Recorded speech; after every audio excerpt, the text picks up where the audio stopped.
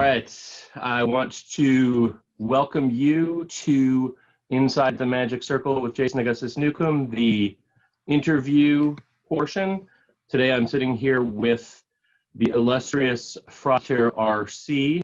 You may have read his books that are available on Amazon.com or interacted with him through his music or through his teachings around the world.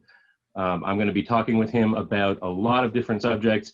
He is most probably well known to me as an author, but I've since discovered that he is also formerly the head of the Canadian branch of one of the fractious components of the modern Golden Dawn, and he is a musician of note. And so, so this is going to be a fascinating conversation. Frater RC, welcome very much. Thanks for having me, Jason. This is my pleasure. Very exciting. It's been fun getting to know you this year. I mean, yes, thank God for COVID, right? All right, we get to make all kinds of friends. We don't get to be near them, but we get to connect with them through electronic means, at least. So yeah. So the main thing that I wanted to talk to you about today was a passion project that you've been working on for some time, which is called the Order of the Celtic Mysteries. Am I saying that correctly? Yeah, Yates's Celtic Mysteries is how it's usually called, the Celtic Yates's Mysteries. Celtic Mysteries. So yeah. I want to get to that, and that's going to be hopefully the main thrust of our conversation, but I also kind of want to go through a little bit of your life story because it seems really interesting to me. First of all, you were raised by a very spiritual person, which I think a lot of people, you know, they're raised in a religion, or they're raised in sort of, you know, an agnostic or atheistic home. But you were raised in a very sort of New Age spiritual home. Do you find that like influenced the path that you took on, or was your personal path at odds with what you were growing up with? Yeah, no, for me, I think there was no real choice about whether or not I pursued a spiritual path, but I wasn't vibing with the spiritual path that I grew up around, which I think is really ironic, right? Because, you know, a lot of most people in the West grew up with a Christian spiritual right, that's what I meant, yeah. Yeah. And so, and because so many people don't vibe with their nascent, homegrown spiritual environment, and because that primarily has been a Christian environment, many people, I think, have established the trope that it's not good to raise someone in a Christian household, right? Let them find their own spiritual path. It's not good to force Christianity on someone. Maybe they'll find their way back to Christian. But I didn't grow up in Christianity. I didn't know what the Bible was or what prayer was. I didn't know what that stuff was. Just to give people some context, what was the sort of spiritual tradition that you grew up in? I grew up in a Maharishi family, so it was transcendental meditation, and they were all devotees of Maharishi Mahesh Yogi, who's of course one of the most famous spirit yogis out of India to have ever lived. The TM movement, the Beatles meditation, the meditation movement. I think even Woody Allen makes reference to receiving a mantra in one of his Seinfeld movies. does it. Yeah, Jerry Seinfeld does it. And Larry David makes reference to it in Curb Your Enthusiasm as well. So yeah. Annie Hall. Yes, Jeff Goldblum. Jeff Goldblum is on the phone, probably like, you know, high on drugs. I can't remember my mantra. Exactly. That's a great. That was like, you know, they would everyone in the TM scene would talk about that because like, oh, they mentioned us. Right. But to this day, one of my two godfathers to this day, Mark, is the head of TM in Canada. Oh, really? And, you know, yeah, and I don't know how close his relationship was to Maharishi. Maharishi liked to stay pretty isolated, even doing video interviews from upstairs in his house while journalists were downstairs feeding himself through a camera. And of course, there's a lot of sketchy stuff with any of these big spiritual organizations, and we know that in the fractious Golden Dawn world, as you said. Sure. So, and that's a small world in comparison. Yeah. Oh, yeah. Much smaller world. Anyone who goes into the Golden Dawn for money, I mean, there's not really any money at stake, so you're pretty off your rocker if you're in the Golden Dawn world trying to we'll get to that subject in a few minutes. But but back to the childhood. And growing up, you grew up in Maharishi Mahesh Yogi's sort of the orbit of his organization. that meant Ayurveda. Like I grew up in an Ayurvedic family. Like, you know, if there was a health problem, it's like, oh, well, let's look at some kapha pitta body type issues and look into that. It was also very much, you know, well, you know, you had meditating, like, so my parents would meditate 2 hours a day, every day. They do their flying mantras where, you know, they bounce on the ground. And were you forced to meditate too, or was that sort of? No, well, no, by the time you get old enough to get initiated, you sort of want to have a cool secret word that you don't have to tell your parents by the age of 7, right? You're like, oh, I want my mantra. So, you know, you go and do the incense meditation, initiation. It was the first initiation I had, and I was, I guess, seven years old. I would say probably my probably godfather took me in. Probably only a small portion of the people who are going to watch this are going to have gone through a TM initiation. Though I know there's a few, certainly. So I mean, without revealing any secret, what is that like? I remembered it was a lot of incense moving, a lot of imagery, a lot of candles, a lot of science. I mean, we meditated before and then we meditated after. And it's during that first initiation, you get your childhood mantra. And here's some interesting stuff people might be interested in. Before you're 10 years old, you get what's called a walking mantra. And that's a different secret mantra than you get when you're 10. And so what you do is then you say it while you're walking around. And you walk in a circle, you walk however you want while repeating your mantra for as many minutes as you are old. And then once you hit 10 years old, you can do another initiation for your adult mantra. And that's the mantra you use the rest of your life. Mine were quite similar. There's no point in revealing what they are. It's not like vast secrets. I mean, essentially, it's not much different than the cloud of unknowing, the Christian mystical text saying, take a word from the Bible and repeat it. I mean, these are basic practices, as you and I both well know, and they work. They really do work. Now, to do what my parents did, the 2 hours a day with the flying and levitating, bouncing mantras, and, which is really just them, I believe. I don't know, but I believe it's just them channeling their kundalini to the base of the spine so many times that it creates this jolt. And we've all felt that in ritual work. Sure. Even if I do a Kabbalistic cross astrally, I've been doing it for so many years now. Like, it's an intense thing if I want it to be, right? Oh, sure, yeah, absolutely. Yeah. I mean, if it's not, then you're not really putting much into it, right? And that's always. I mean, here's a question for you. We'll get back to this subject in a second. I mean, you're saying that, you know, when you do a Kabbalistic cross, you feel a jolt, but I mean, that's because you are calling a jolt to yourself, right? I mean, it's not. A lot of people feel like the ritual is supposed to do something to you, whereas for me, it's always seemed obvious that the ritual is a gateway for you to open yourself to something that is, you know, the ritual itself isn't a key that turns a lock that automatically makes something happen, because you can say all kinds of things and nothing happens. But it's when you say it with in the right context and with the right intention that things open up. Yeah. Right? That's why I mean, that's why I like, sometimes it's fun to take the piss out of the word spells, because sure, you know, you can't just pick up a grimoire and you know, it's not like Klaatu, Vrata, and Niktu. And if you say the words right, wonders will appear. Right. No, you're altering your consciousness. So back to your childhood. So the without getting into what the mantras are particularly, is it so the mantra that you receive as a child, that's a different mantra than you're going to receive as a 10-year-old, but then as a 10-year-old you then keep that mantra forever, or does that change the rest of your life? And really? What you do is you keep meditating 1 minute a day, twice a day, per age you are. So at 20 you meditate 20 minutes twice a day. Oh, okay. And at 30 you cap out, I believe. Yeah, 30 you cap out, and then you do that twice a day. So you meditate till an hour. Now, if you've done what my parents and like any teacher, like, then there's the advanced training, and they call that the Siddhis, of course. These are learning the Siddhis. And right. You learn, my dad explained it to me on a walk when I was, I think 11 or 12, and, you know, they had divorced, the TM was fading from our lives, and I was getting into Wicca and Druidry, and just curious, really.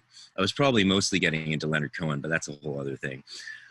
Okay. And he said that you learn 22 powers, and including invisibility and all these other things. Right. And I was like, wait, what did you just say? I was like looking at him differently for the first time. Like, wait, so you go away for weeks and weeks, spend thousands and thousands of dollars, train and train and train. Like, and when you're doing those training things, it's like, Vipassana or anything like that. These people are meditating all day, every day, doing different things. Like, that's it. And a lot of people decide to give away their money to the organization, go live at a center, and that's all they do the rest of their lives. Like, it's a real white guy sort of way to become a monk without being denominational in any sense, except you were reading the Bhagavad Gita instead of the Bible.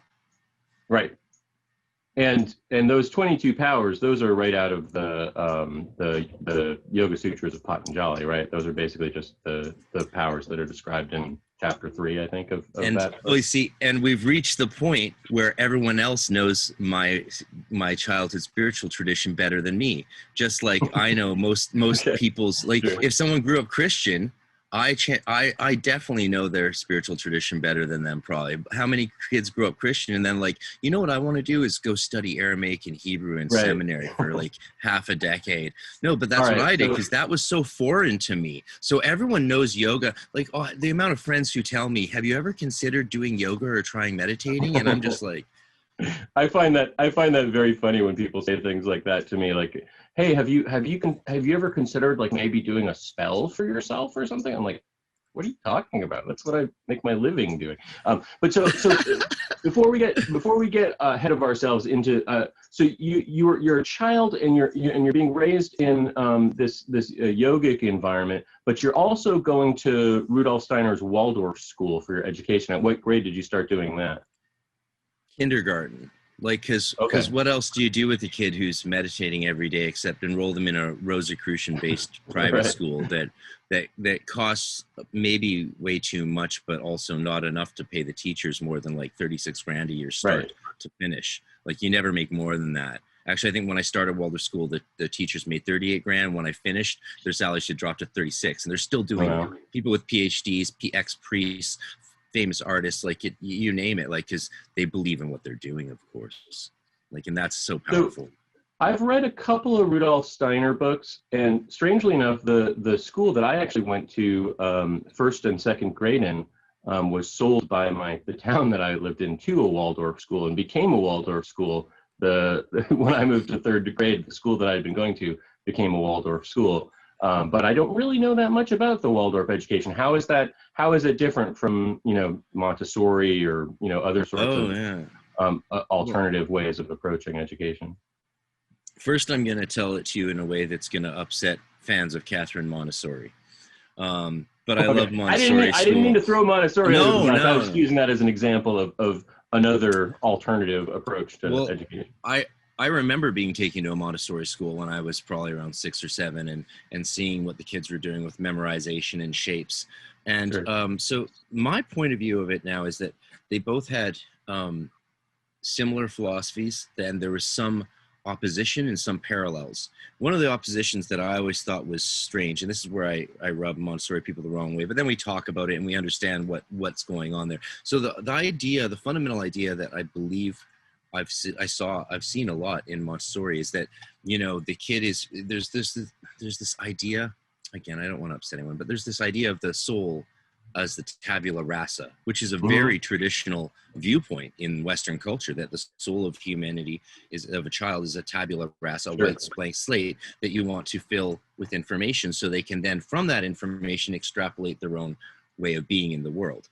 Steiner very much disagreed with that view of the tabula rasa entirely. He believed that we have everything in us that we need in our soul when we incarnate, and that slowly that grows and emerges over time, especially if you create the right environment for the imagination and the other soul faculties to develop. Like, there's a big deal with the reading and writing. Waldorf school considers early reading and writing to be a bad sign, and they don't want you to read and write till you're 9 or 10. And what it really is, it makes sense if you look at it from our perspective as magicians, even, because Steiner was primarily a clairvoyant, and besides being a Freemason and a Rosicrucian, and even interacting and cross-teaching with Falcon of the Golden Dawn, despite all these things, not to mention etheric links and Alois Mylander, his mentor, right? He primarily looked at what he saw and what he experienced from the practices that he did. And he's not often very explicit about what those practices are, which is fine. He talks about more of the spiritual philosophy behind them and what's important about them. Like you and I might say, here's how you do the meditation. He'll say, and here's the parts of it that are crucial, and here's why and what they do, which is great. We really did need someone to spend their entire lives just focusing on that aspect of Western spirituality. What a great thing to have in our libraries, all of his work. I also think that in his time period, it was considered a little bit perhaps inappropriate to share a lot of practical secrets to non-initiates. Certainly from, say that pre 20th century, almost all literature falls into that category of being sort of like, we're going to describe what it would be like if you could be in on the secrets that we know. There's very little sort of practical instruction until you see the equinox, really, and then all of a sudden it's very much out there. But the other thing I wanted to say is that the Steiner's approach is very in keeping with the Platonic philosophy that has been sort of the guiding link of spirituality in the West for the millennia. And it's really the modern scientific view that looks at that tabula rasa, although there are certainly philosophical links in the past to the idea of the tabula rasa. Certainly it's not, his ideas are more in keeping with sort of spiritual growth in general. And this idea that we're these machines that can be programmed is really a completely modern innovation that isn't supported. I mean, having three, do you have children? You don't, do you? No, not that I know. I've got three, and they are so different from one another. It is absolutely impossible to believe that they did not come in with certain differences in their character. Just, they're just different sorts of people. One is this way, the other one is the opposite that way. They're their own thing. And I'm not going to pretend that we're the greatest parents in the world or anything like that, but we've tried to allow them to grow as they're going to, within what they want to be. So you were in Waldorf school your entire primary kindergarten through grade 12, or I even did some grade 13, which is like an optional thing. If the students really want to be taught after graduation, they can have some grade 13 classes. Back east in Toronto, I think they have more formalized grade 13. But a bunch of us, as you would say in German, Strebers, are us strivers in our grade 12 class, where we didn't want to say goodbye to some of the teachers, especially like Dr. Idle Tim, like the world's leading expert on Friedrich Nietzsche and William Butler Yeats, who also wrote amazing books that any musician would love, like Das Lyrische und die Dichtung, the lyrical and poetry. And he got me into all of this balladry and Yeats and stuff. So your spiritual path really was sort of awakened in the Waldorf school then, to a large extent. Big time. But like it was while I was there, getting into Wicca and then like writing a grade 8 biography on Crowley with the goal of shocking my teachers and discovering that in fact they could comment very intelligently. They weren't into it. They were like, oh, Aleister Crowley, why him? But like, it's like in retrospect, I could be like, why didn't you tell me about William Wynne Westcott or any of these other cool mystics? Like, but that's when I realized this whole occult world actually existed and was real, because I didn't think it existed or was real before that. How did you come to that realization? What year would that have been? Yeah, I know exactly. It's in my diaries. And I sat down with my mom's boyfriend for lunch one day down at the Key in North Vancouver, and I was doing playing role-playing games like Dungeons and Dragons. I was 12, and she said that he was a witch, and I was like, what? And he's like, yeah, and I was like, but you can't do spells and stuff, right? And he's like, no, I do them all the time. And I was like, shut the front door. Okay, what's going on here? We need to figure what now. And I remember after that conversation, I was wide-eyed. So I ran straight back up to the Games People store. And what did I do? I bought the most magical thing they had, which was Mage the Ascension, which I thought was sort of stupid. Why bother? I already had Dungeons and Dragons. And I started looking at that because I knew there was some Aleister Crowley stuff in that. And I started looking into all of those things. And I had a glimmer that there was this world before that. And that was because 2 years earlier, I had to stop living with my dad because he got a new girlfriend and she didn't want him to have any lingering kids in his life. So he was working on that process. And I had to move in with my mom and her boyfriend in this big white mansion that was run by him and his AA girlfriend and OTO type oasis place. And there was all these rooms I wasn't allowed in and very strange art on the walls. I found out years later they trafficked a large amount of cocaine to fund things. So you grew up in a and pretty that was a world. shocking sort of experience and very traumatic. We left Yeah. we left that house at midnight. We moved out at midnight on a stormy night, so it didn't end well for us. And I was 10, so I didn't really know. 10 or 11, I didn't know what the fuck was up. Had just received your permanent mantra. Right? Yeah, it's true. It's true. It's true. And spent most of my time just, like any kid playing games, Right. like whether it was outside or inside. I was very sporty. It was very sporty. Before everyone got their growth spurts taller than me, I was the king. But then everyone got the growth spurts, and then I was the midget. So what sort of weird art was on the walls that stood out to you that you can still There was a lot of nudity. It reminds me a bit of like Spare, Austin Osman Spare, sort of. Oh, okay. That's in my memory. Like, I'm sure it probably wasn't, but it was. Right. It was shocking. It wasn't just like nude type stuff or things. It was just stuff that kids shouldn't. They don't want kids looking at stuff that's weird like that. Yeah. So how long were you in that situation? And so that was just like that was just your first glimpse that there was something a little different in this world rather than just the world of. Yeah, it's funny. It's funny that like you can come out of this transcendental meditation world with these with adults talking about levitation and invisibility, right? Mm-hmm. And like, not just your parents talking kooky shit, but like, everyone they hang out with then and right. also talks about the stuff. And a lot of these people are millionaires, and so you're like, oh, okay, what's going on in the world? But I didn't know much about Christianity or Christian mysticism. I just had the biases and bigotry that most kids have, like screw that stuff and all of that sort of thing, which is popular. I think it was maybe I'm showing letting my biases show. It really clarifies the upbringing, really. But we were D&D players, so we were very like, we tried to be atheists or anti-Jesus or into vampires and stuff, but we were just children. This is age like 10 years old to 13, and things changed. I found this old copy of Regardie's Tree of Life from that white OTO house. Mm-hmm. That got stuck with my mom's things. It got lost and missing. It was signed by a head of OTO. Greenish one.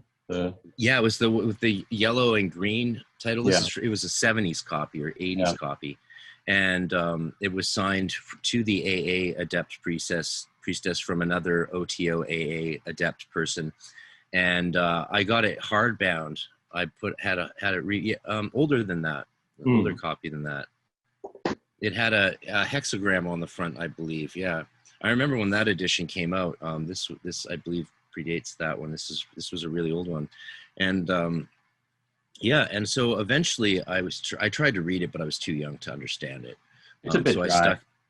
So I fell back. It was, and I was 12, 13, so I was sticking more with the Scott Cunningham stuff, and as much as I was. I said no offense, Israel, but this one's definitely a bit dry. I did actually finally read that in Mallorca, Spain, while I was in Zelator in 1997, I fell in love with it. I fell in love with that book.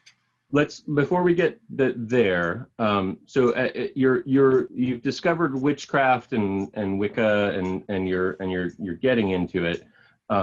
Then you finish your schooling, and at what point does that become an interest in? First of all, seminary, and then also in initiation into the Golden Dawn. Well, Wicca and Druidry were not structured enough for me. Like I didn't know what to do. I remember setting up my first altars and being like, "What now?" It's like, well, you can visualize a circle, you can cast a circle, and all of that sort of stuff. But I didn't know, I needed more structure. I just needed more structure. I mean, I've got 3 planets in Libra in the 12th house and 3 in Aquarius in the 4th. A first degree Scorpio ascendant. I need to sink my teeth into some real hard meat. Plus my mind requires, I need very complicated things to keep me focused.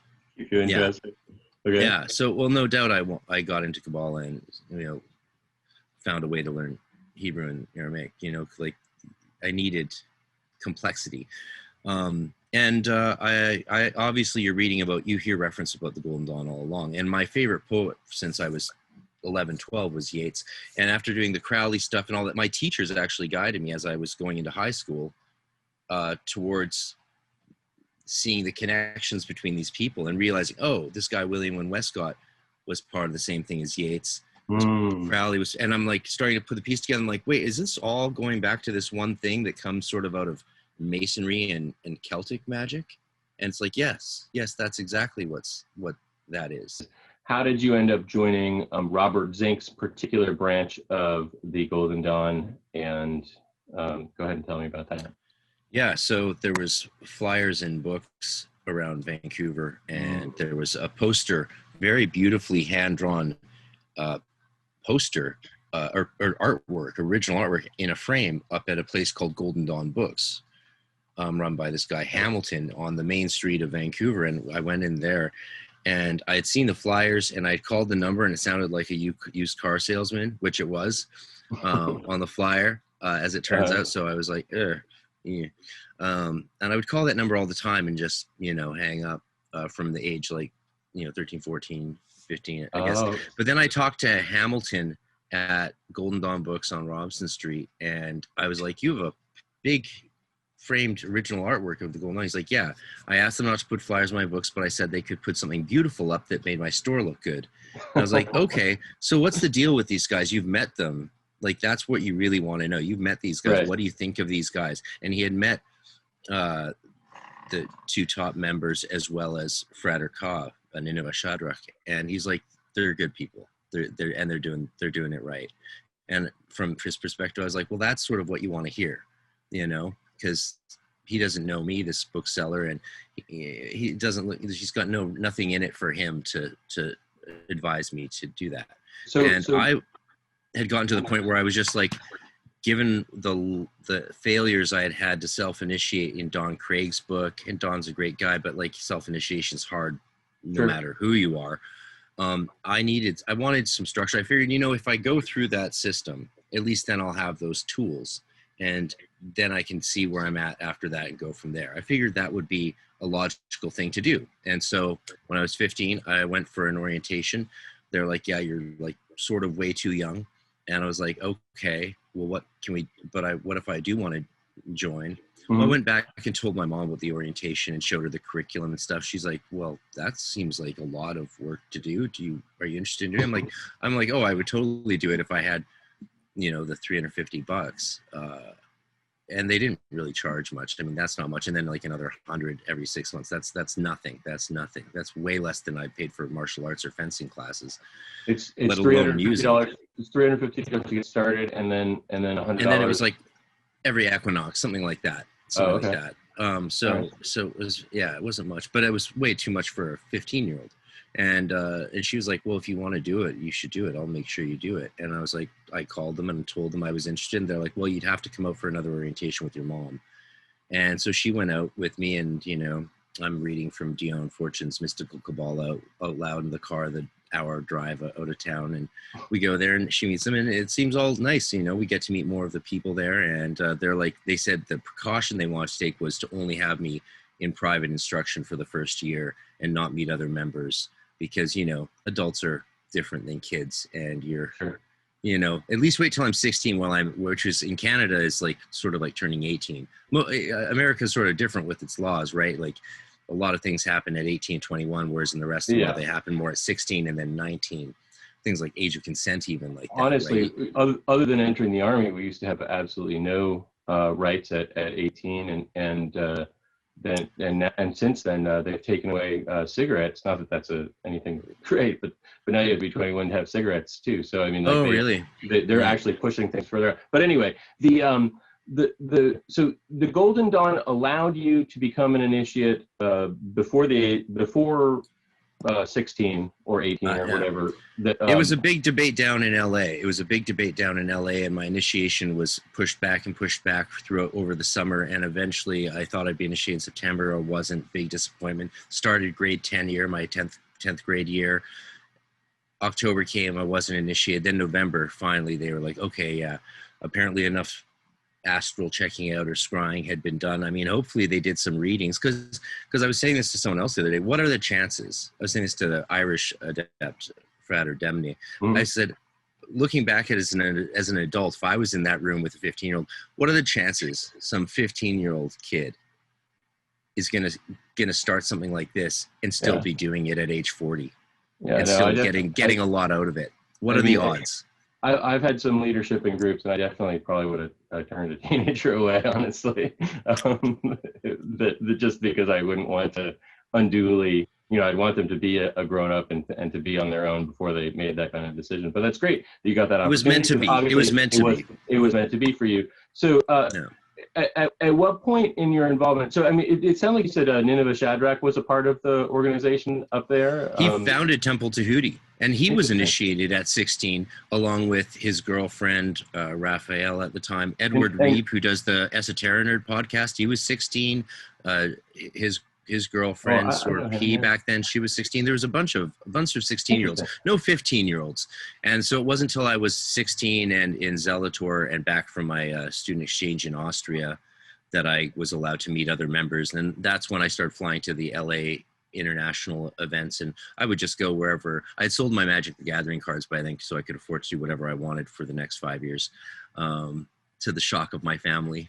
It sounds like there were some really interesting people in the group that you were involved with in particular. At what point did it become clear that there was something a little bit off about the organization as a whole, and that things were kind of going off the,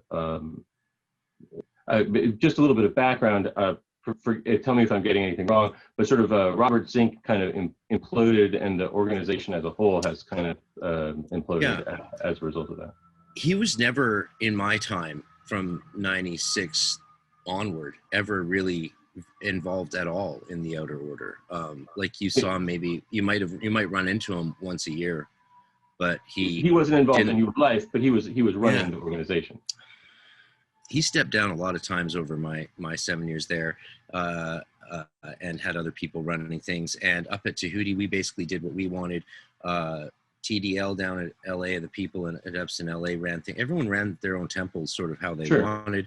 Now there was that, because there's a difference between how an outer order temple and outer membership are run and how inner order people work with each other. Because the way I see it is the outer order at its best is like a school, a college. There's 7 initiations from neophyte through 5, 6.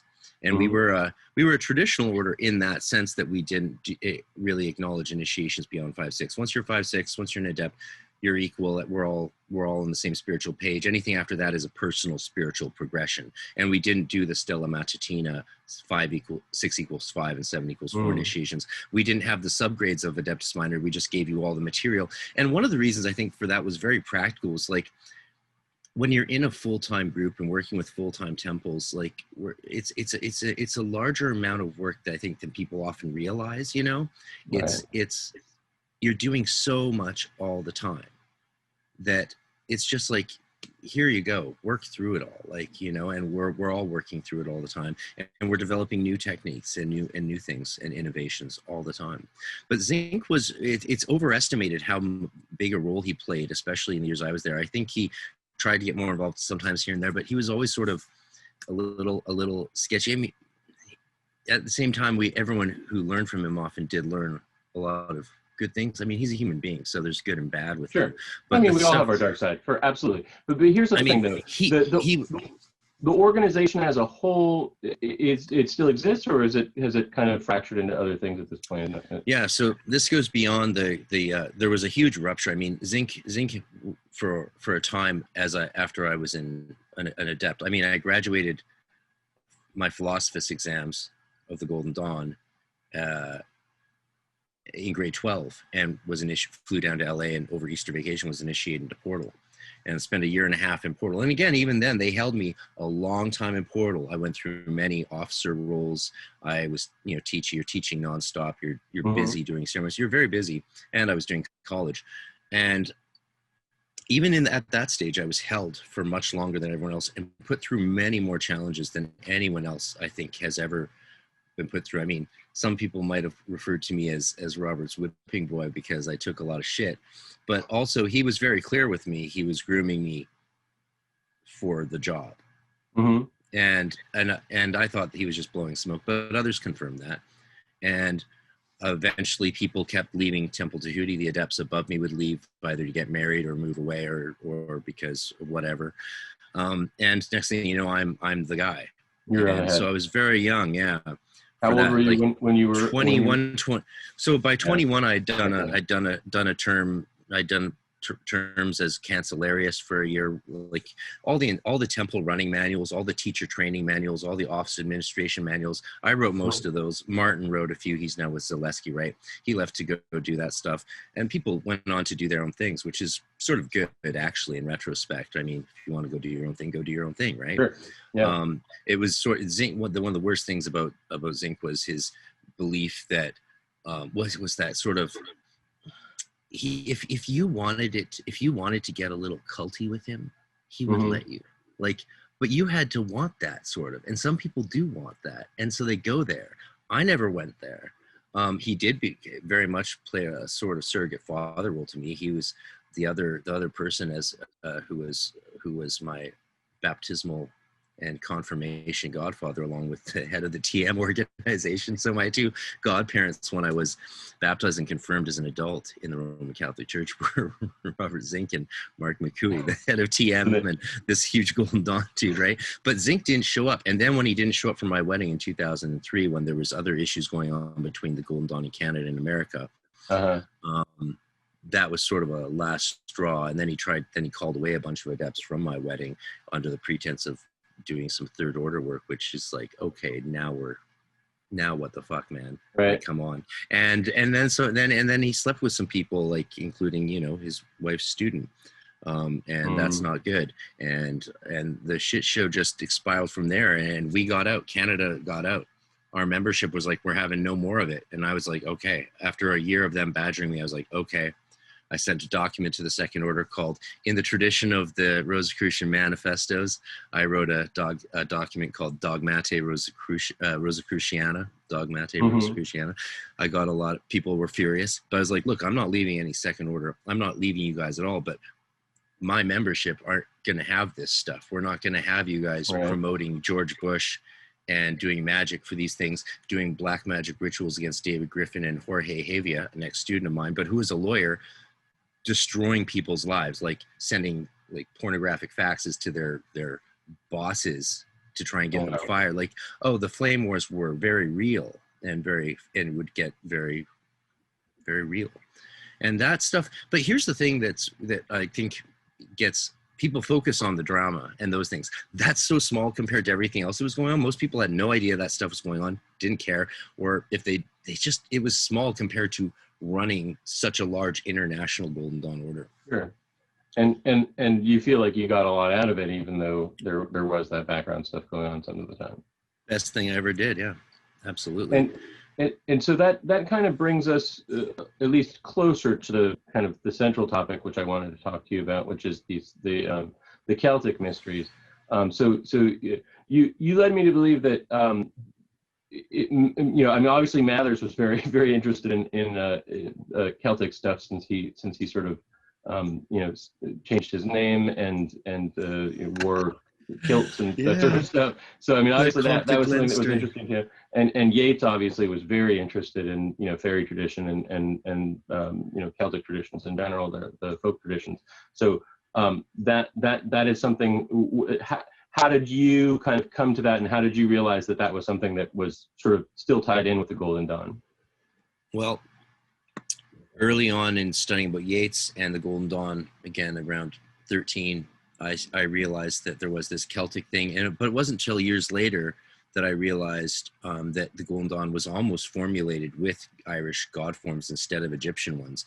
But Yates's inability with Mathers to come up with color scales and symbolism for the god forms was problematic, and there was a totemism, right? There's an animism to the Egyptian god forms that just makes it so easy to visualize them and feel what they are, because they're animal heads, and that's just such a powerful primal energy. And I'm really glad that it went that Egyptian way. But of course, Mathers, when Yates, one of the most famous people in the world at the time, joined Mathers' order, of course they went to town on the Celtic mysteries. Originally it was going to be just Gaelic and Irish, but then the involvement of Fiona MacLeod under his real name, Sharp, of course, influenced it to be pan-Celtic. But Yates still focused on the Gaelic languages rather than the three Brythonic ones of Welsh, Cornish, and Breton. And Mathers was all in with that. And what was really interesting about reading the letters between Yates and the Matherses and everyone else involved is that went on long after the schism. Come across these letters, and how can people, if people are interested in this topic, how can they find out more about these letters between Yates and Mathers? Yeah, most of that stuff got published. Kathleen Raine, of course, did a little bit of stuff and got a few things wrong, but George Mills Harper, the Florida professor, published Yates's Golden Dawn, which focuses heavily on the letters.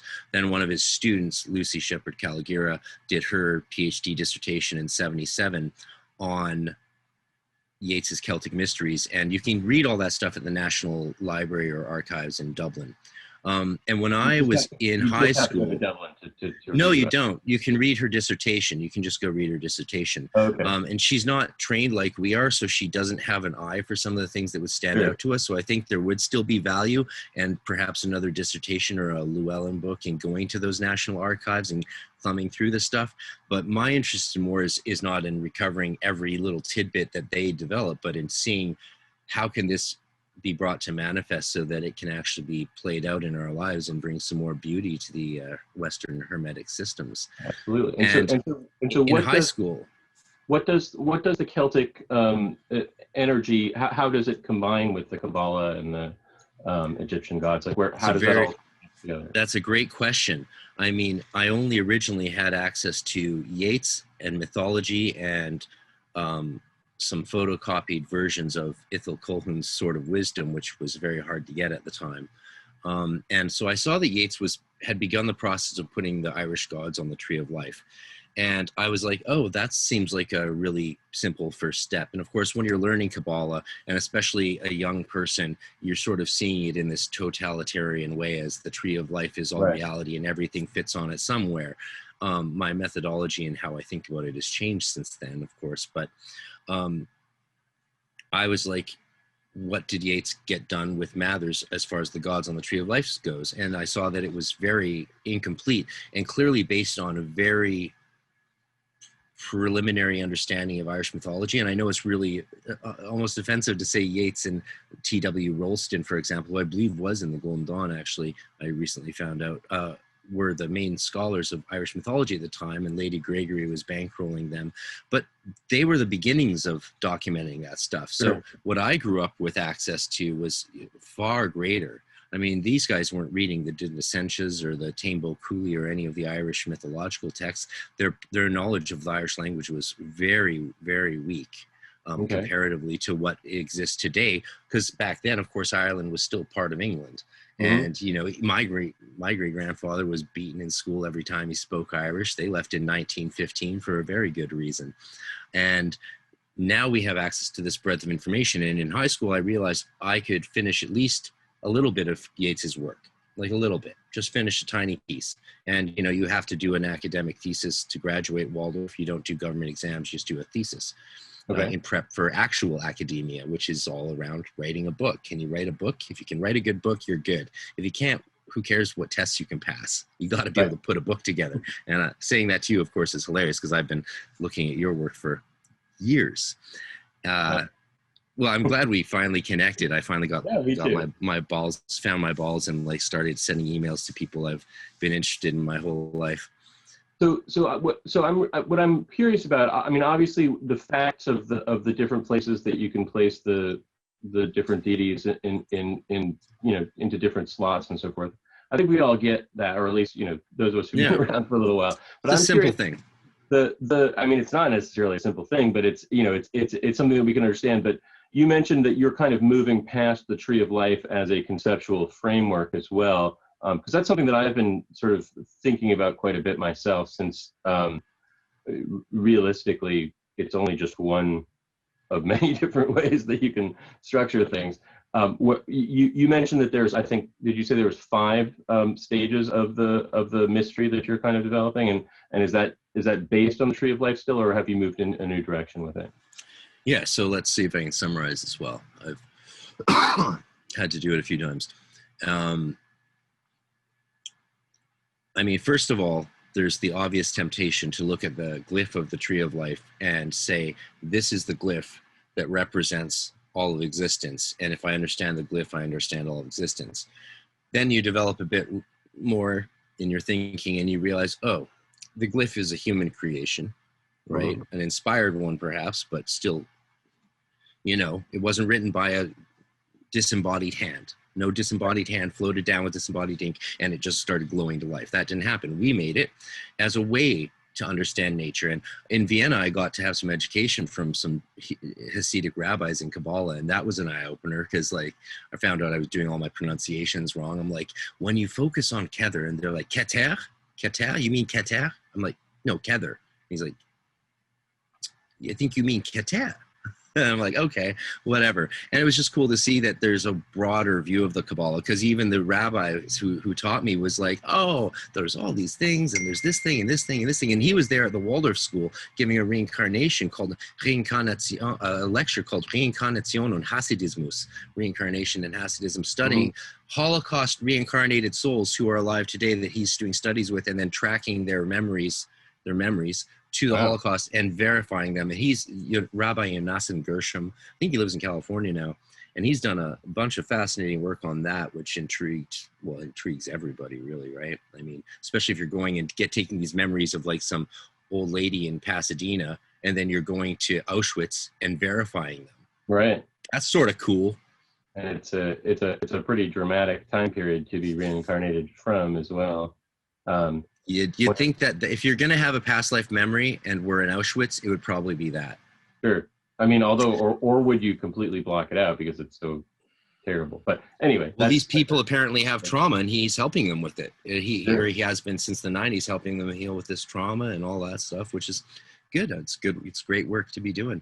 But let me just, to bring the Tree of Life into the Celtic mysteries, like, yes, of course they wanted to have functional correspondences to the Tree of Life.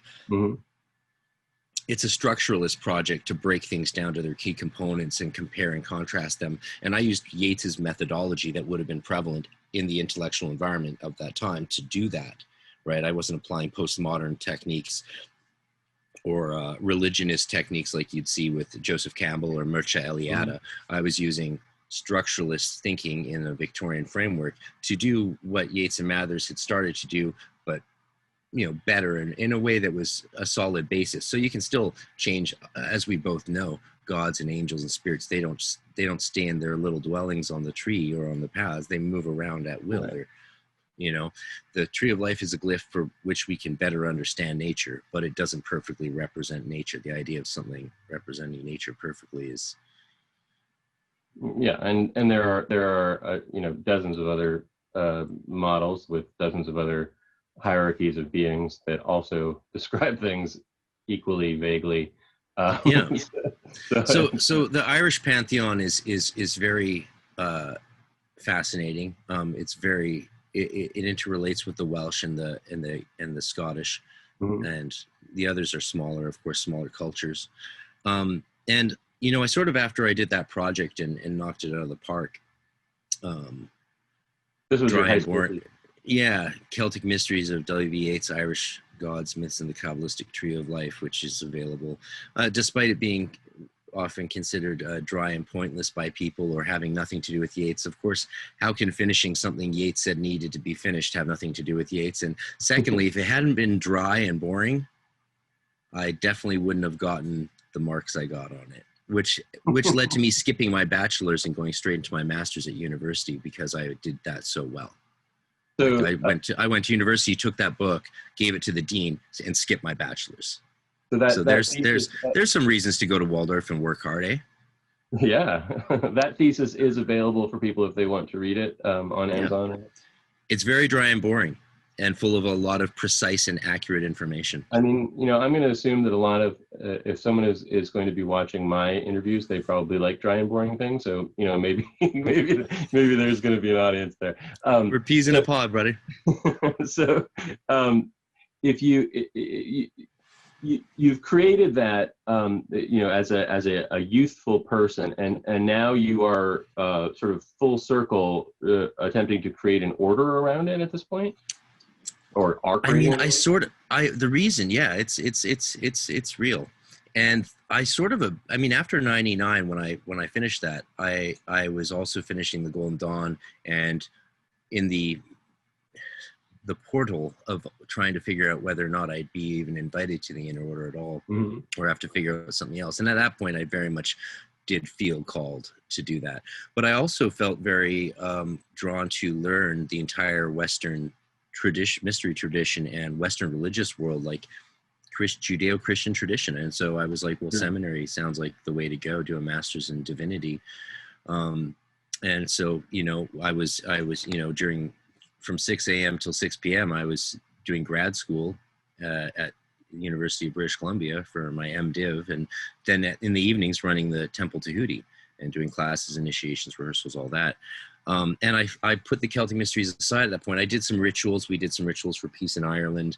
I integrated the charms of making into some other Celtic ceremonies. Once a month, we would do a big ceremony that was hodgepodge and not necessarily restricted to the tradition. And that was always the best, because we would do whatever and throw in things and just go crazy with it. And they were epic. But I sort of hoped that someone else would do the Celtic mysteries and I could go through it. I was really hoping that, so I was like, oh, someone better than me. Like, this is not for me to do. This is not my job. This is something I love, but this is for someone serious to do. This is for someone, because I was young. You do, right? It sounds like you've had a number of positive mentorship relationships in your life, though. So it's not like there was a lack of guidance. Just no one had this particular aspect of things developed well enough that you felt called to it. Exactly. I've been very lucky with having a string of very solid and academically legendary mentors take me from step to step in my life, from Dr. Idle Tim in high school to Dr. Sally McFaig, a legend in theology, who's just passed last winter. She was teaching me, full time and mentoring me full time at 72 years old during grad school. And then I moved on to Nicholas Goodrick Clark, who ran the University of Exeter's esotericism program, and working with him with Evelyn Underhill was my PhD until he died, and that never got finished. Of course, his department got shut down. And I was hoping to finish it finally with Angela Voss at Canterbury, but now her department's been shut down permanently, and she lost her job due to COVID. And so, like everything, it's. At this point, I think I might just do a quick PhD in education at Simon Fraser University, but I also might be wasting my time and money. I might have enough on my plate. Where does the order the order of Celtic mysteries stand at this point? Like, can someone get initiated by you if they live in Canada? I was hoping John Michael Greer would do it, and it turns out he did basically create an entire Celtic order, and he did create one based on the Golden Dawn even, but he did something I didn't expect, because when I was staring down the barrel of the Celtic mysteries, there's this one crossroads you really have to make a harsh decision at, and that is the crossroads of the Welsh or the Irish. You can paint it as Brythonic or Gaelic, but really it's quite, and he went the Welsh route, and I was stunned when I've seen all his books and everything. I'm like, he went full Welsh, and I was like, well, wow, that cuts out all of Yates's work, all of it, because Yates had no interest, less. Yates did give the Welsh Grail mystery cycle to his buddy A.E. Waite to turn into the Rider-Waite tarot deck. So that's a new fact we just got revealed this year from a lecture by the Yates archivist, Roger Parazus, about the Rider-Waite deck, which we now know should more likely be called the Yates Smith deck. And that's why the tools in that deck, this ties to the Celtic mysteries. That's why the 4 tools are the 4 gems of Ireland, the tools of the Celtic mysteries. Some important information here. So let's back up for a second. So you're saying that the Rider-Waite tarot deck is based on something that Yates gave to A.E. Waite to work with. What was that he gave, and how much of that? Really, people should just go to, I think is it Adam McLean, the famous alchemist?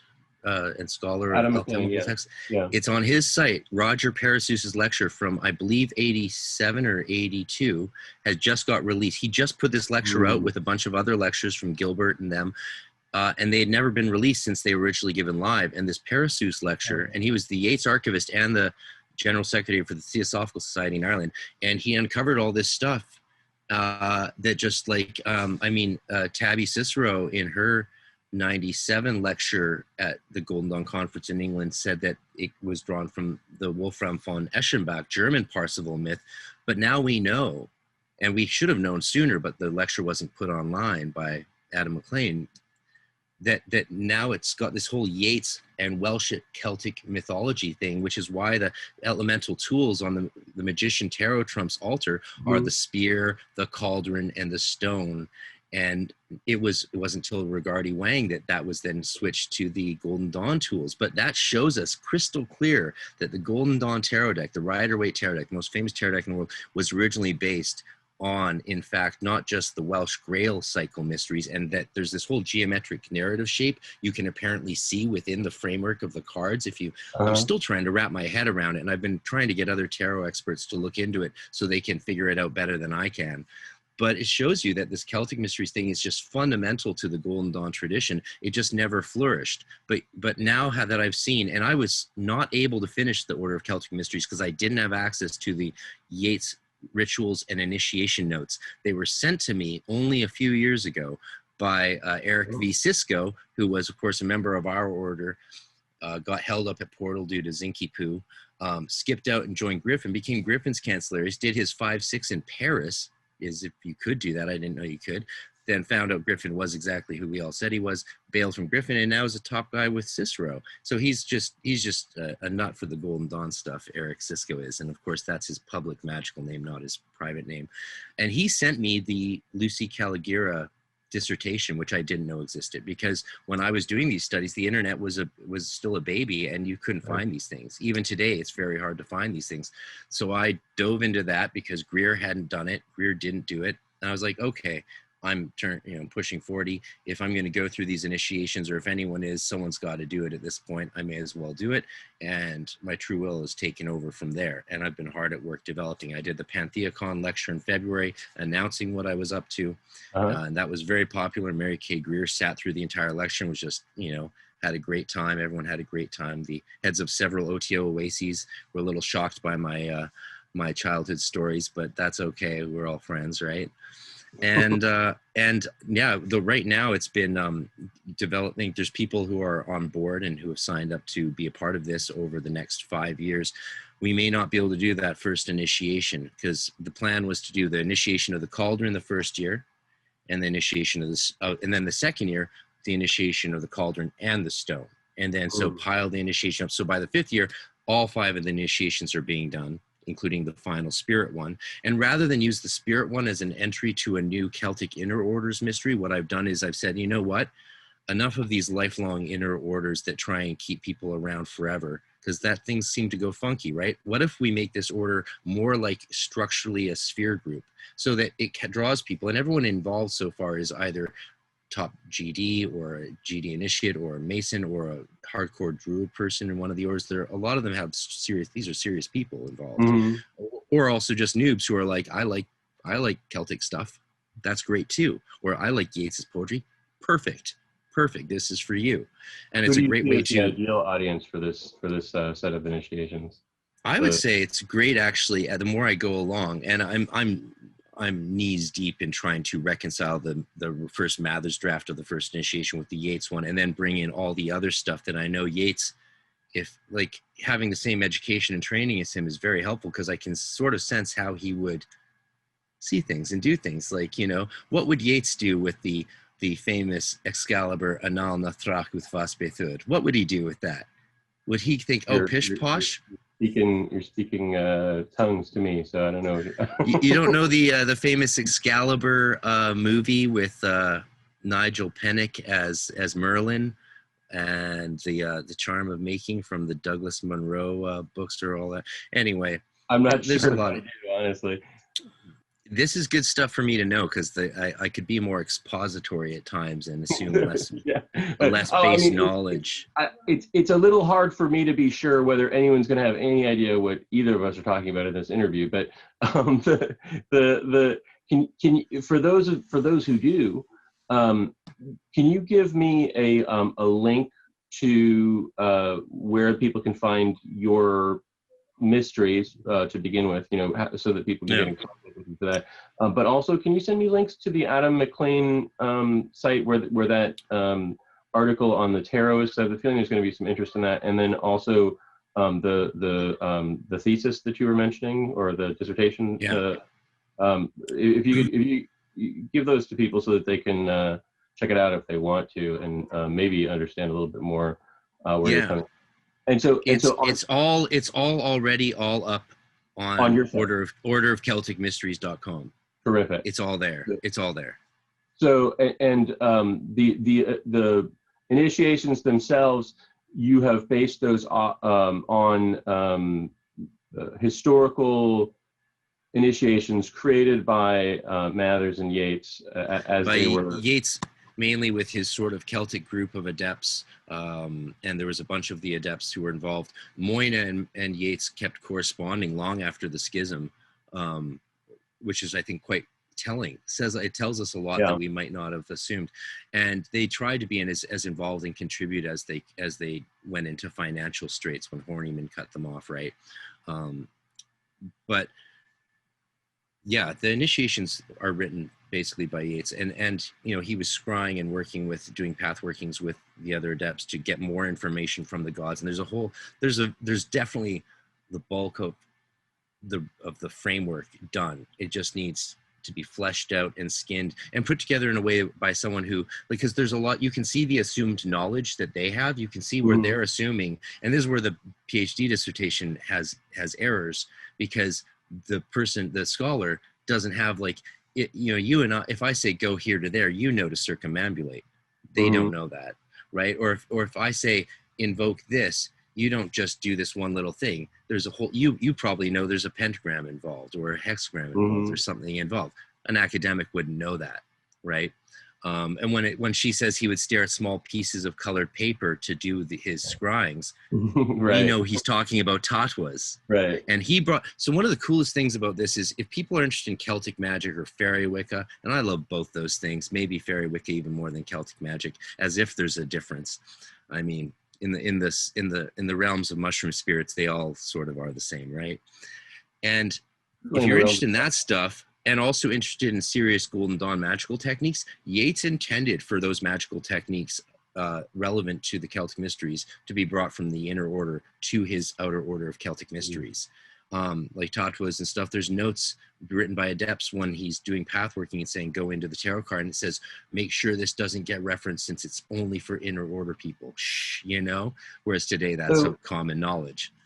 So if someone goes through the Order of Celtic Mysteries initiations into the future, are there a lot of points of contact between the Golden Dawn Order rituals and those rituals, or are they completely something new? No, they're definitely going to be integrated. They're quite integrated, and some of them, it's quite clear that Yates just thought, well, why come up with a new ritual when you could just do this one that's already there and substitute the archdruid names for the archangels in the LBRP? Okay, yeah, I mean, that's what I was going to ask. Is it just the Golden Dawn initiations with stuff at Celtic stuff? No, the initiations are very different, and there's a much higher element of sensitivity sort of in. There's even a part in one initiation where, based on what the candidate can scry, the initiation would take two different directions, and I think that is super cool. Yeah, I've never seen that before. Have you?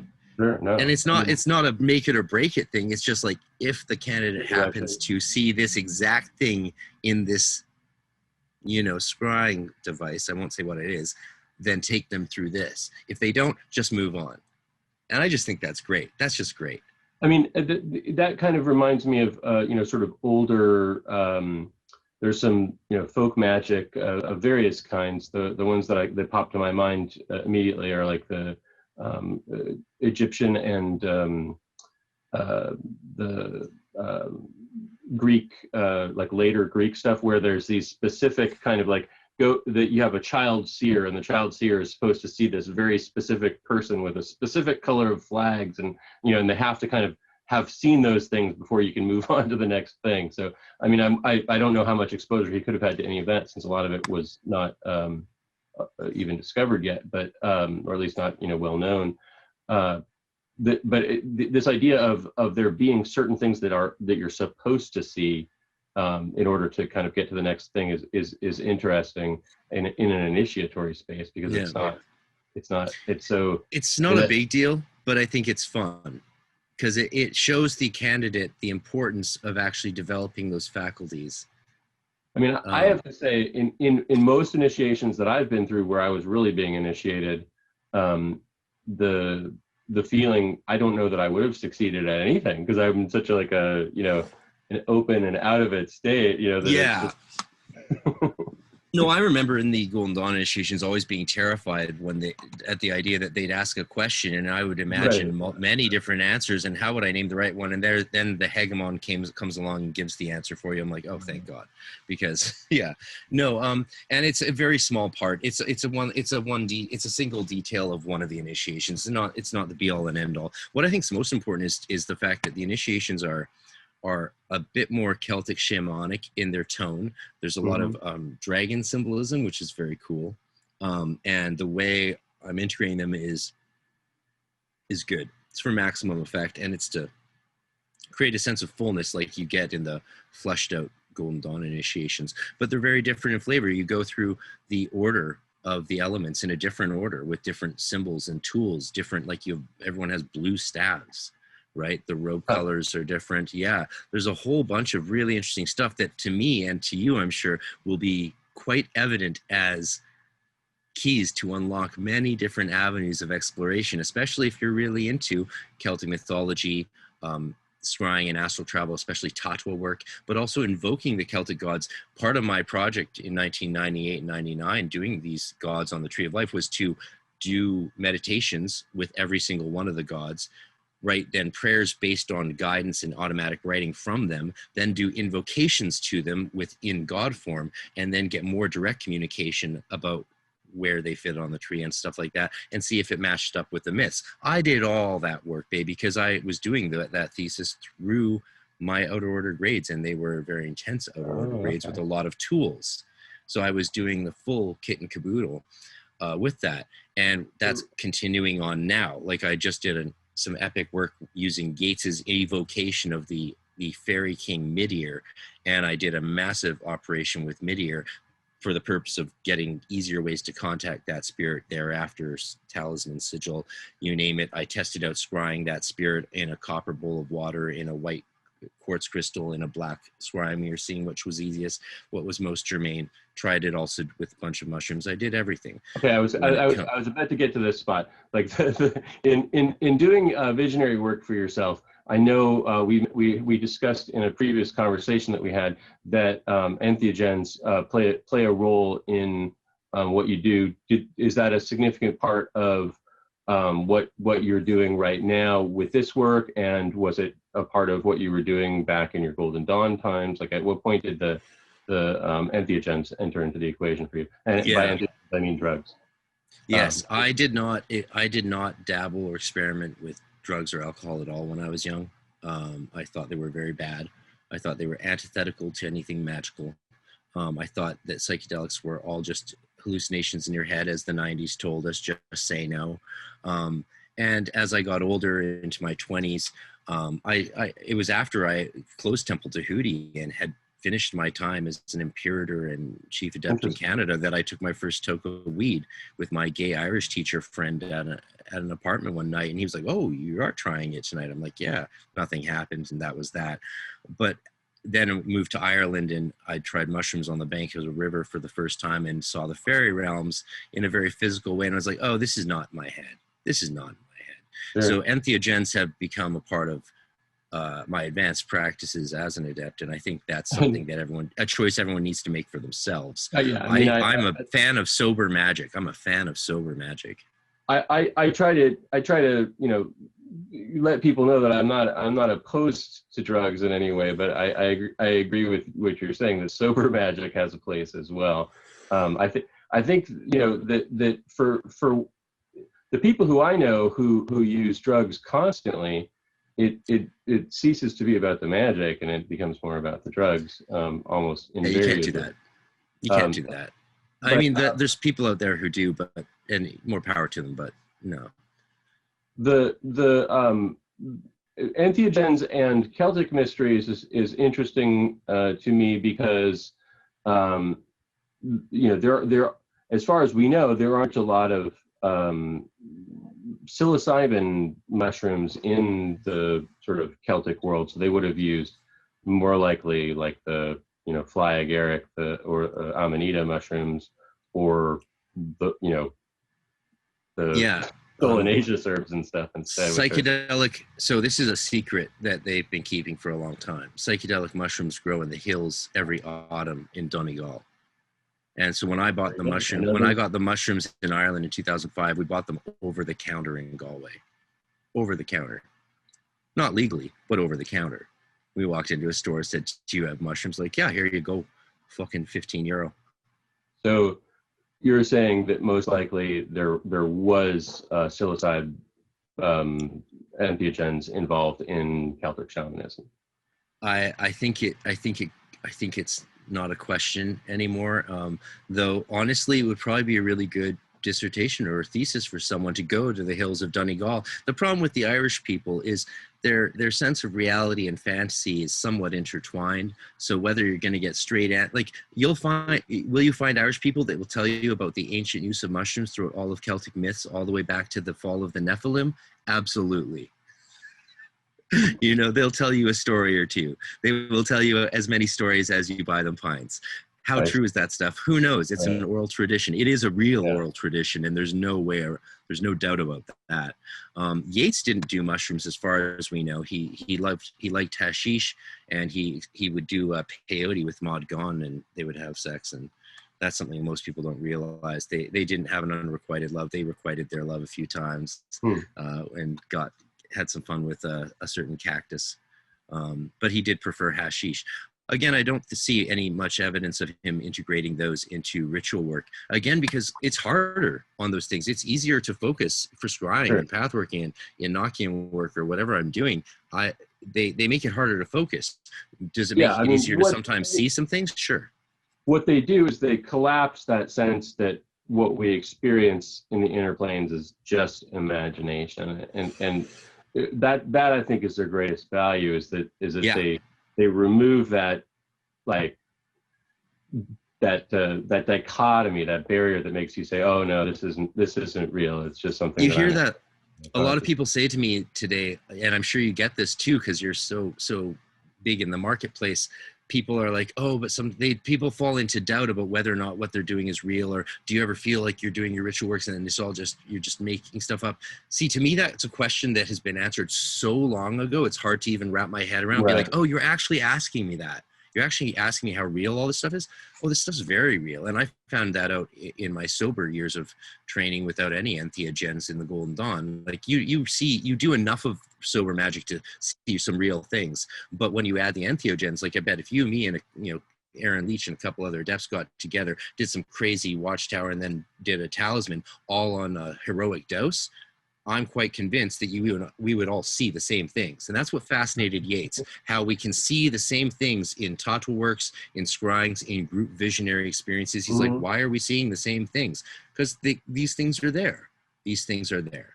And if you want to see them physically with your eyes open and you're not a naturally good clairvoyant or not a trained clairvoyant, then a bunch of mushrooms can really help you with that. But again, you want to be careful, and you want to make sure you're doing it in a country where it's legal, because obviously we're talking all fiction here. Also, we do have personal visions that don't have anything to do with the outer world, and you aren't able to distinguish between those as well when you're inebriated either. So that I think is another aspect of it that people don't talk about that much, but that is an issue, is that our own stuff colors stuff anyway, and the more whacked out you are, the less you're able to make a distinction between what is your filter and what is actually going on.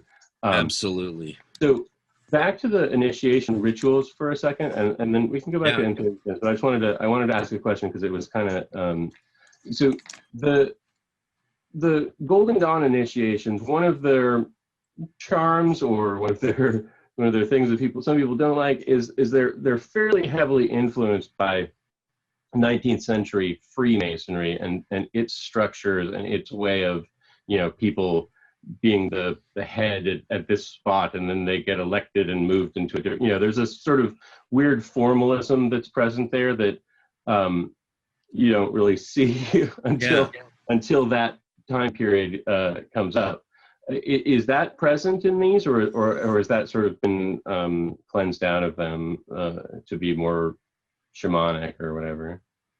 Well, Frater, I'm so glad you asked, because Yates wasn't a Mason. He was one of the few who wasn't Masonic, and a lot of that, I believe, had to do with the British thing and the whole Irish nationalist thing, and I don't know, something called the Irish War of Independence and something like that. There was some troubles. Oh, the Troubles, right, the Troubles, capital T. And so think about this. You're Yates, okay? Imagine you're Yates, God form of Yates on. You're not a Mason. And are you a Mason? I am not. Yeah, see, I just did the first degree. So I'm not really, but I am, of course, according to them. And that's cool. I love it. But as non-Mason, if you're Yates and you're not a Mason, and you imagine you go through all the Golden Dawn rituals, there's no clicking points in your head about, oh, this is Masonic. Oh, this is Egyptian. You don't have that click. So when you then turn your attention to what you really love, the Celtic myths and magic, just as you've learned it, not knowing what's Masonic or what's what would you do? Probably nothing very Masonic at all. Anything that's Masonic that would slip in, you wouldn't even know that thing that you're slipping in is Masonic. Because Yates just didn't know much about it. And as a result, these initiations have just a completely different texture. Plus, he was also relying on direct spirit work, just like the inner order initiations of the Golden Dawn, and all their tools come mostly from scrying sessions that Moina did. So a lot of this stuff's very original and very unique. And that's what's fascinating, what's keeping my love and passion for doing the hard work of turning them into workable ceremonies. Because having been at a functioning temple for 7 years, and I did Hierophant many times, I did every Dias officer role and almost every other outer officer role, and I loved it all. I loved it all. I have a very good sense, of course, of exactly how to do initiations and to do them and make them beautiful and make them things that people just can't wait to do again. And that's what I'm taking from that is Yates's beautiful structures and filling them up with even more Celtic-y goodness than there is, putting in all the stuff from the inner order that he would have wanted or that fits naturally. And by inner order, I mean the old school inner order, because in the old days, of course, there was no middle pillar, even just the LBRP and 5 meditations, right? All the other stuff's later developments. And so the last thing, I think the most important thing that what we're doing is rather than having the 5th initiation, the spirit initiation, be a portal or a bridgeway into an Adeptus inner order of Celtic mysteries, instead we're saying this is a sphere group order. It's an order within a sphere. It's hermetically sealed, so people can come from wherever else they want to do that stuff. I mean, if you haven't learned Tatwas and you're in a Golden Dawn order training through the grades, maybe you should hold off or just skip that part of the work. Don't spoil what you're doing in a temple or an order that you're in. But anyone can come to it, be in that sphere, go through the initiations, and then instead of the spirit grade being a beginning of an inner order that's Celtic, it's a graduation. It's neophyte through Adeptus of the Celtic mysteries, like a school, like bring that collegiate sort of model to it just enough so that you're not tempted to turn it into some sort of like Celtic cult. So does everyone get turned out at the end? You're on your own, or is there still work to be done? Well, no, I mean, you've graduated, right? Like you're alumnus, and do what you want. Form another Celtic sphere group to only work on this thing or that thing, or do whatever you want. I don't know. As far as I'm concerned, the best thing I can do is not try and be too prescriptive when it comes to that stuff, and let it develop naturally. I mean, if you try and tell plants where to grow in a garden, sometimes it doesn't work. You have to give them a little freedom to grow how they will, and otherwise it won't outlive you. And this thing, of all things I've ever done in my life, needs to outlive me. This is not my thing. This has to be our thing, or it is a waste of time. And so I want to go through it So I'm going to put other people through it, and I'm going to go through it. I'm not going to be one of these heads of orders who never goes through an initiation, which they're prevailing over, which that exists. And if that's your thing, is to run a magical order, but never go through an initiation yourself, even once you have a chance to, fine. But that's not my thing. Like, I want to train people to run this stuff and make it work, so that I can also then go through it as well, you know. So at this point, it's going to be one group, just the group that you're putting through, or are you going to sort of try to simultaneously plant groups around in different places? Well, it's very much a first class stage right now, right? And if we do the first initiation the first year, the second and first the second year, and by the fifth year, like, in theory, someone could go through the curriculum of study all those years and then just show up the last year and go through all the initiations. And at the beginning of a magical order, I think you sort of got to be loose like that. You have to create those options. Otherwise, it's dead in the water. It's not going to, the seeds are not going to sprout. You have to be a little flexible at the beginning of everything. Like Mathers, Woodman, and Westcott initiate people into the Golden Dawn. Who initiated them? No one. Right. No one, right? And so there's a little bit of that has to go on. Now, I have other high-ranking adepts of Golden Dawners that want to contribute. I have high-ranking people that want to contribute, but I also think the initiations might benefit from someone who's like some sort of shaman who doesn't have any Hermetic background to be an officer in one of the initiations 1 year. That's okay. We're all going to go through it together over a 5-year period. And then if people want to start their own cromlechs or dolmens or groves or whatever they want to call them, or just take these things and build it, that's good. But one thing that definitely seems to me to be necessary is an initial impetus of people working together to create something that's functional and beautiful and transformative, most importantly. Well, I'm sure that you're building a lot of excitement for this, because it sounds really interesting. But let's get back to it's also all free. Before we run out of time, let's get back to talking about drugs for a few minutes. Okay. Yeah. In your organization, what is the place of this, this new initiatory? I don't know if you want to call it an organization, even this new initiatory idea that you're. I mean, it's an order. It's an order. Yeah. It's an order, but it's not.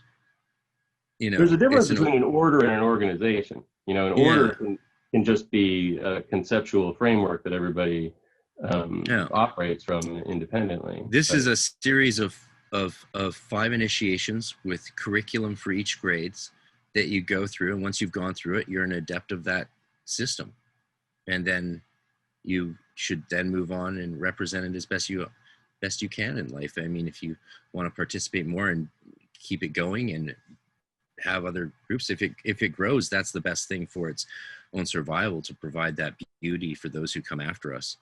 And so there's in our modern magical culture, there's sort of high magic and low magic, and I don't mean to use those in pejorative for either one, but there's the magic of evolution and spiritual awakening, and then there's the magic of sort of casting spells and trying to make things happen in the material world. Does this order contain ideas around both of those ideas, or is it? Absolutely.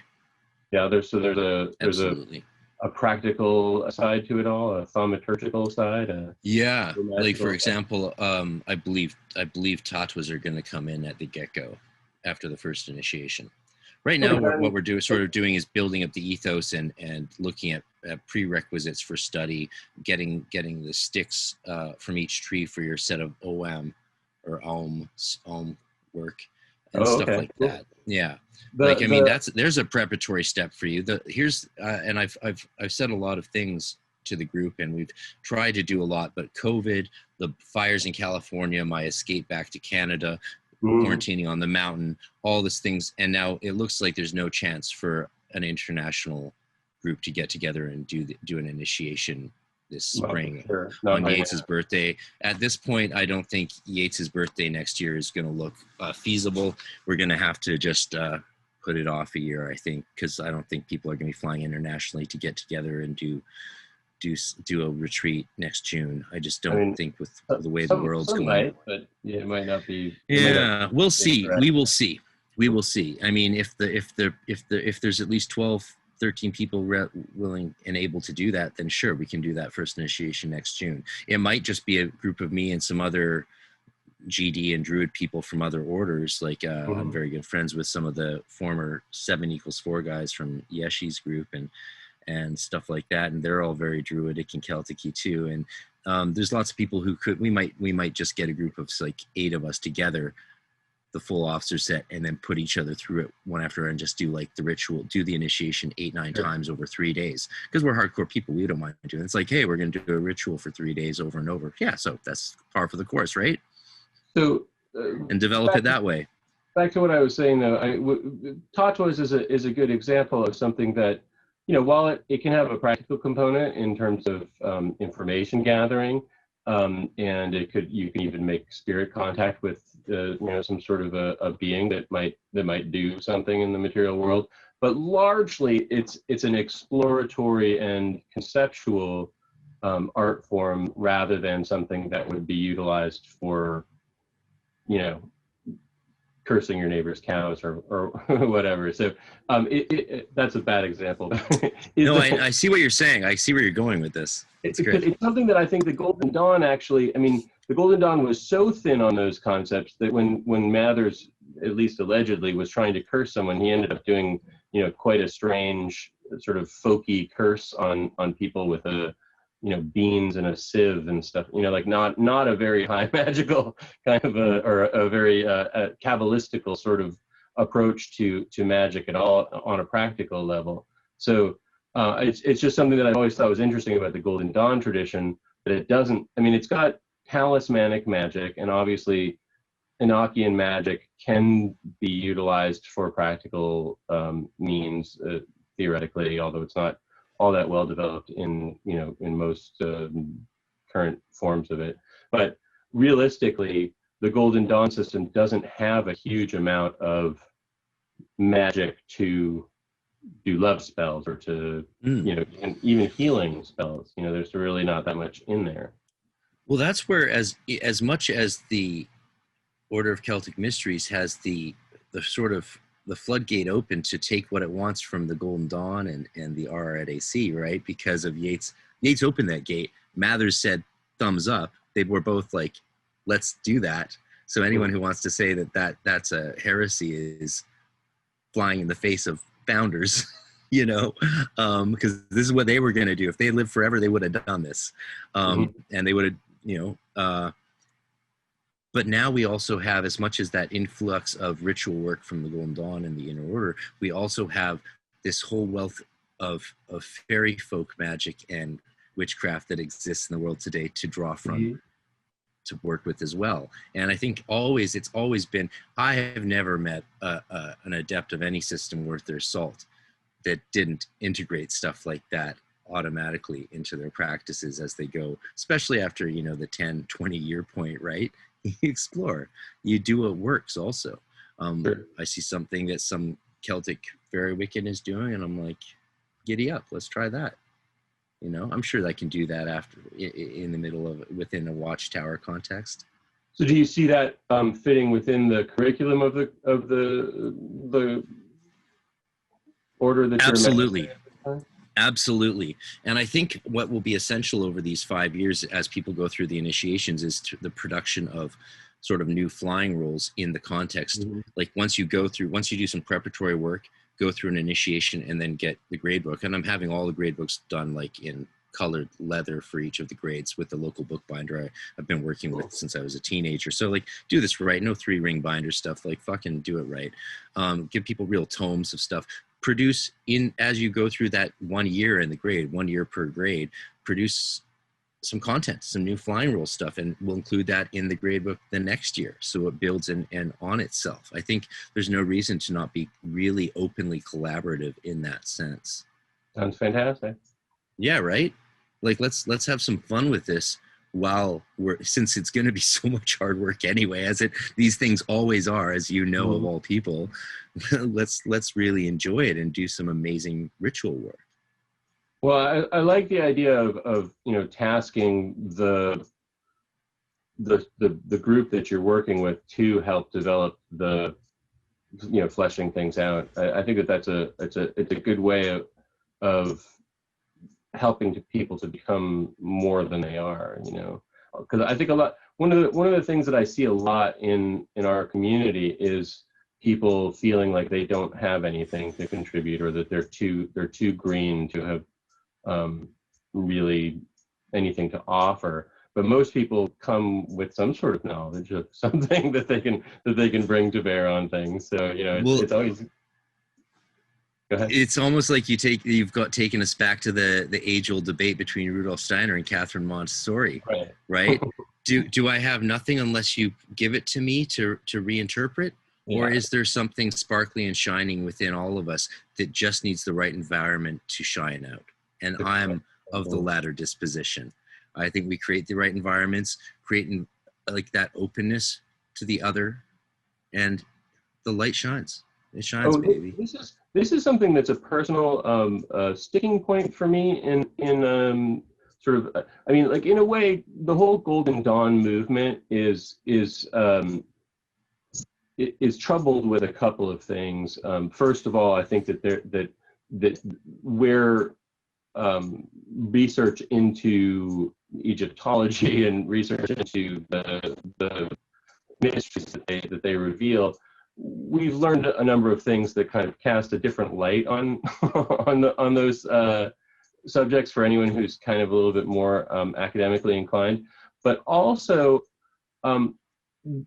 they were most likely, and I think you mentioned this somewhere, either in a previous conversation or maybe in something that you wrote to me recently, but there wasn't this sense of preciousness or sacrosanctness to these rituals that we now have with them. I mean, like the idea that you have to say things exactly word for word in the way that they were conceived in 1888, it wasn't really on people's minds when they created this stuff, and yet we've kind of gotten stuck with that. So these organizations, from Golden Dawn to Aleister Crowley's organizations, all these things have gotten sort of ossified into this, they're stuck where they were, rather than allowing new scholarship or new ideas to kind of keep them alive. I'm glad you said ossified, because I was about to make a fool of myself and say, yeah, they've become calcified.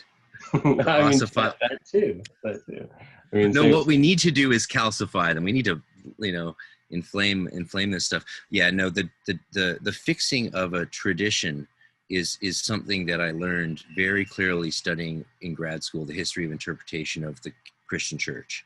I mean, the idea that there was ever a pristine or Prisca Theologia, Sophia Perennis, true state of these things, and they just move throughout time, and you either get the truth or you don't get the truth, is a bunch of hogwash. And right. And the reason the Outer Order of the Golden Dawn had so few techniques, like Aleister Crowley wrote that the LBRP was the key, not just the key to all the magic and the fundamental magical ritual, which of course makes it curious why he would write the Star Ruby if he thought that it would be, but he's a cheeky dude, right? Cheeky dude. But he said it was also the key to the quintessence and the Philosopher's Stone. And I posted a bit of my autobiography I wrote 13 years ago on that when I was drunk one weekend.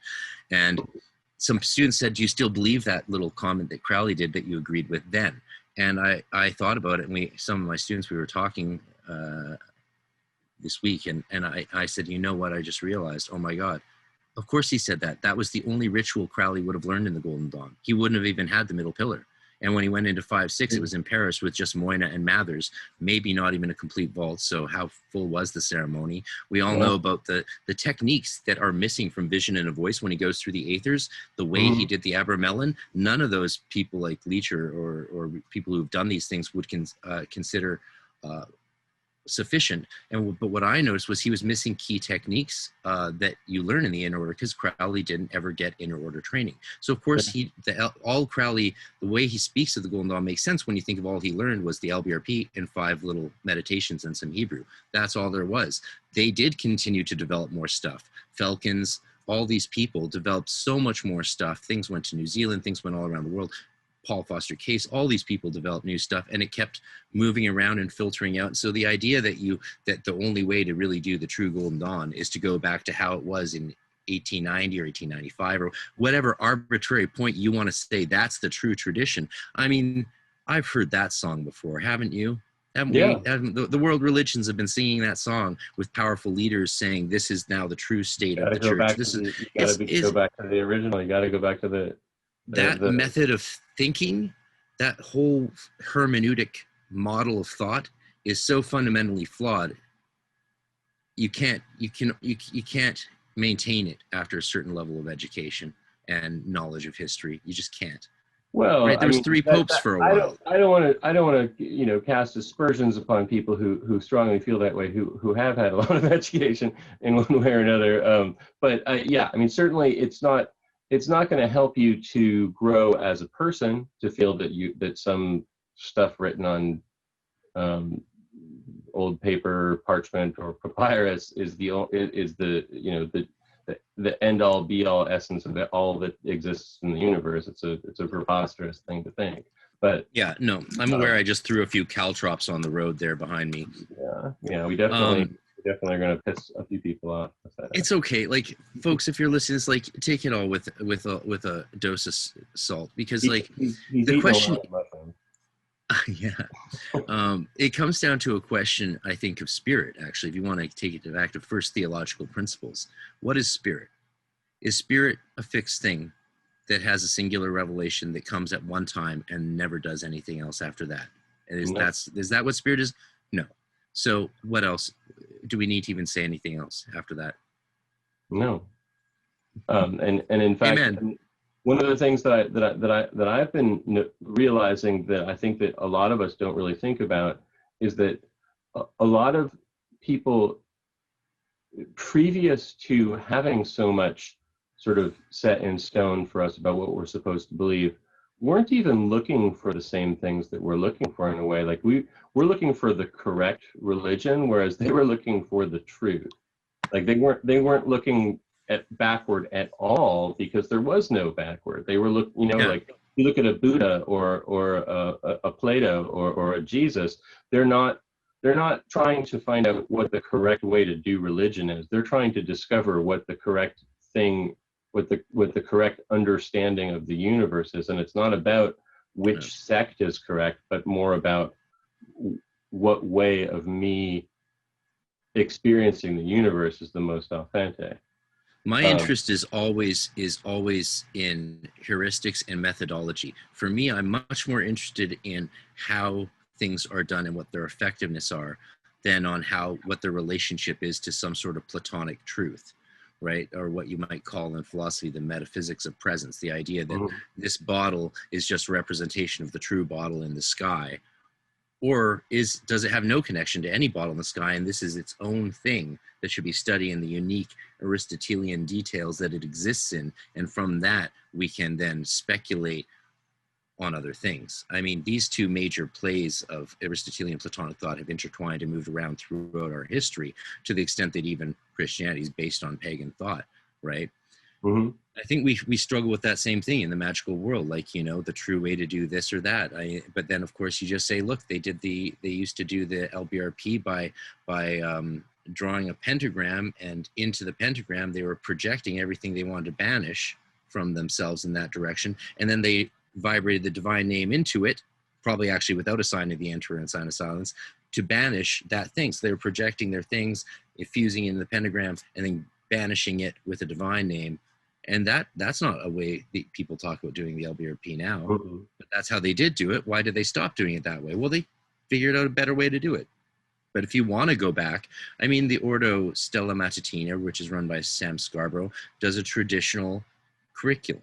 And I laud, if someone like him and Frater RC do quite a Alpha and Omega type, or if orders want to do this style of Golden Dawn or this tradition and keep it really rigid and strong, that's great. The more the merrier, right? Because not every system is ideal for us. You're a person who, example, you're a AA, OTO, Adept, who's also done Golden Dawn initiation. So you can speak to this. You can speak to this probably better than I can.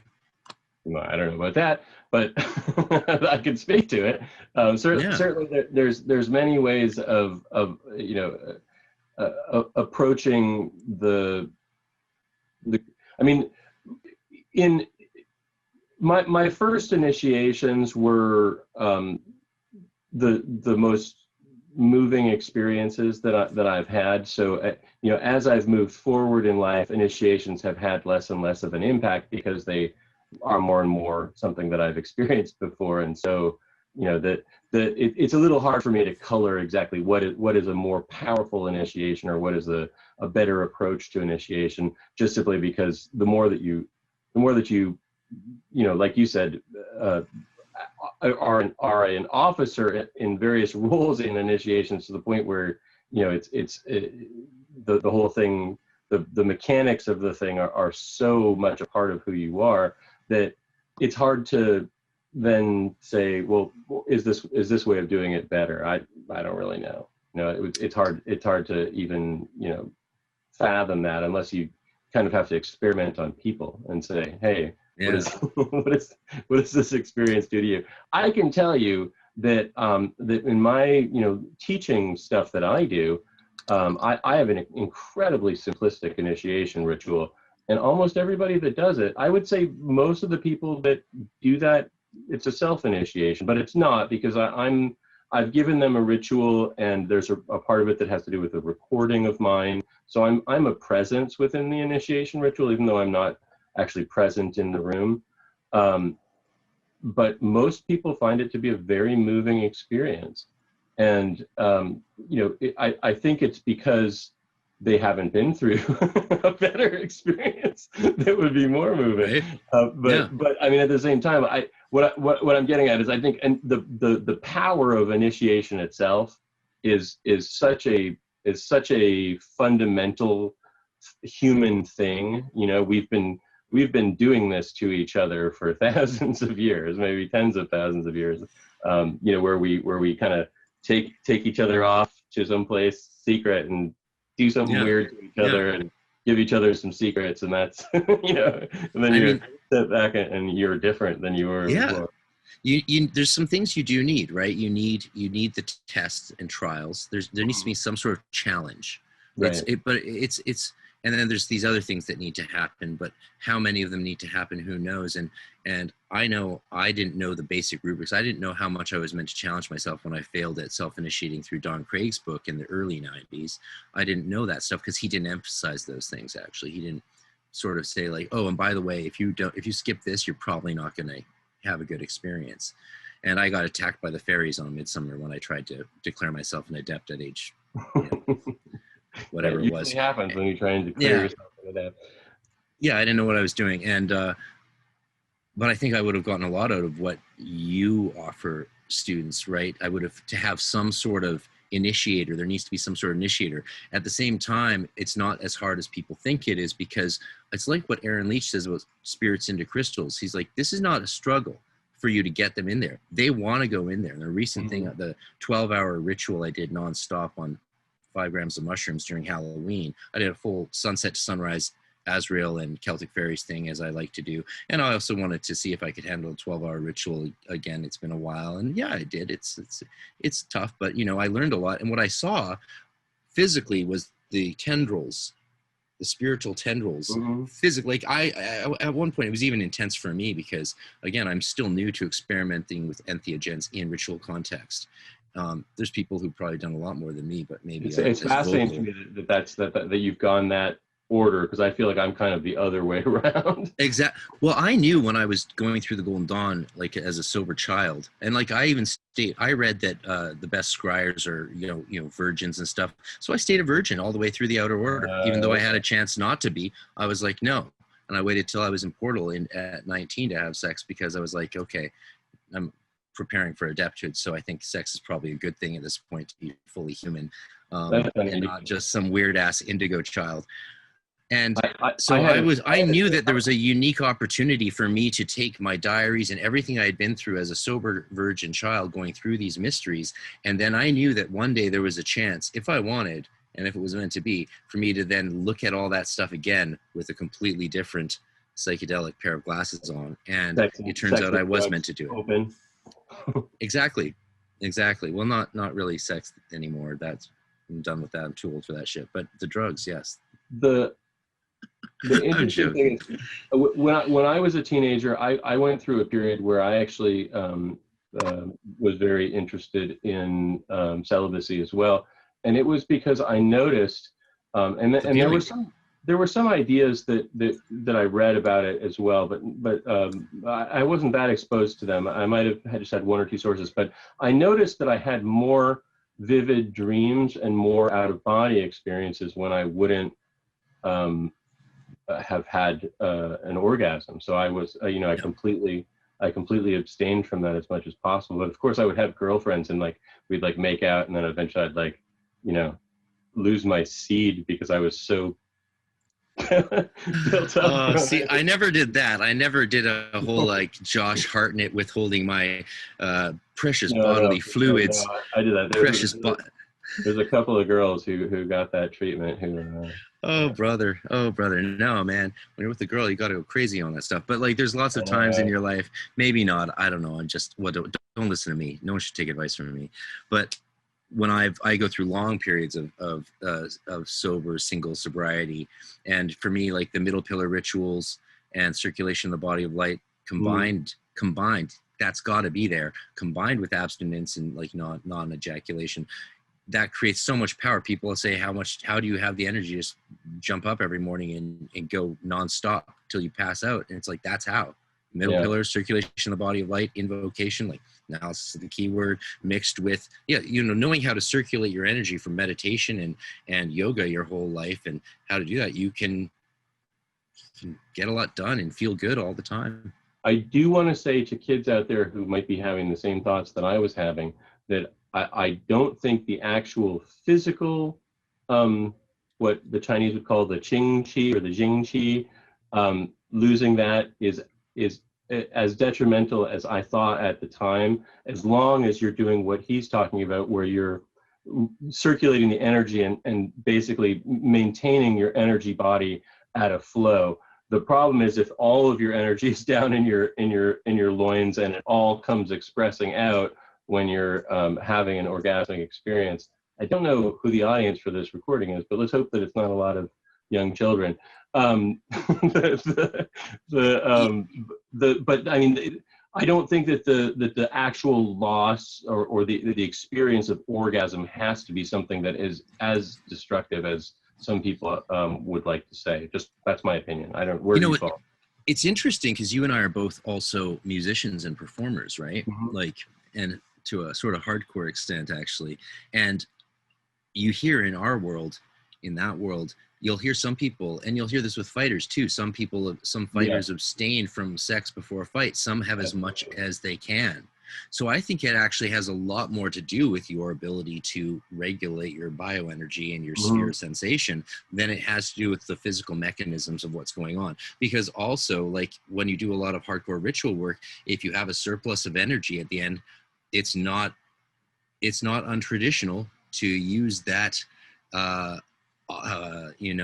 onanism, if that's the right word, to then channel your energy orgiastically into a magical act. That's very common. And you can channel it into a theurgic magical act of rising the planes if you want after your ritual work at night. And that's going to be a hell of a lot different than if you're like watching porn. For more information about this topic, you might want to check out my book, Sexual Sorcery, available on Amazon.com. I heard that you wrote a book once upon a time. Yes. Yeah.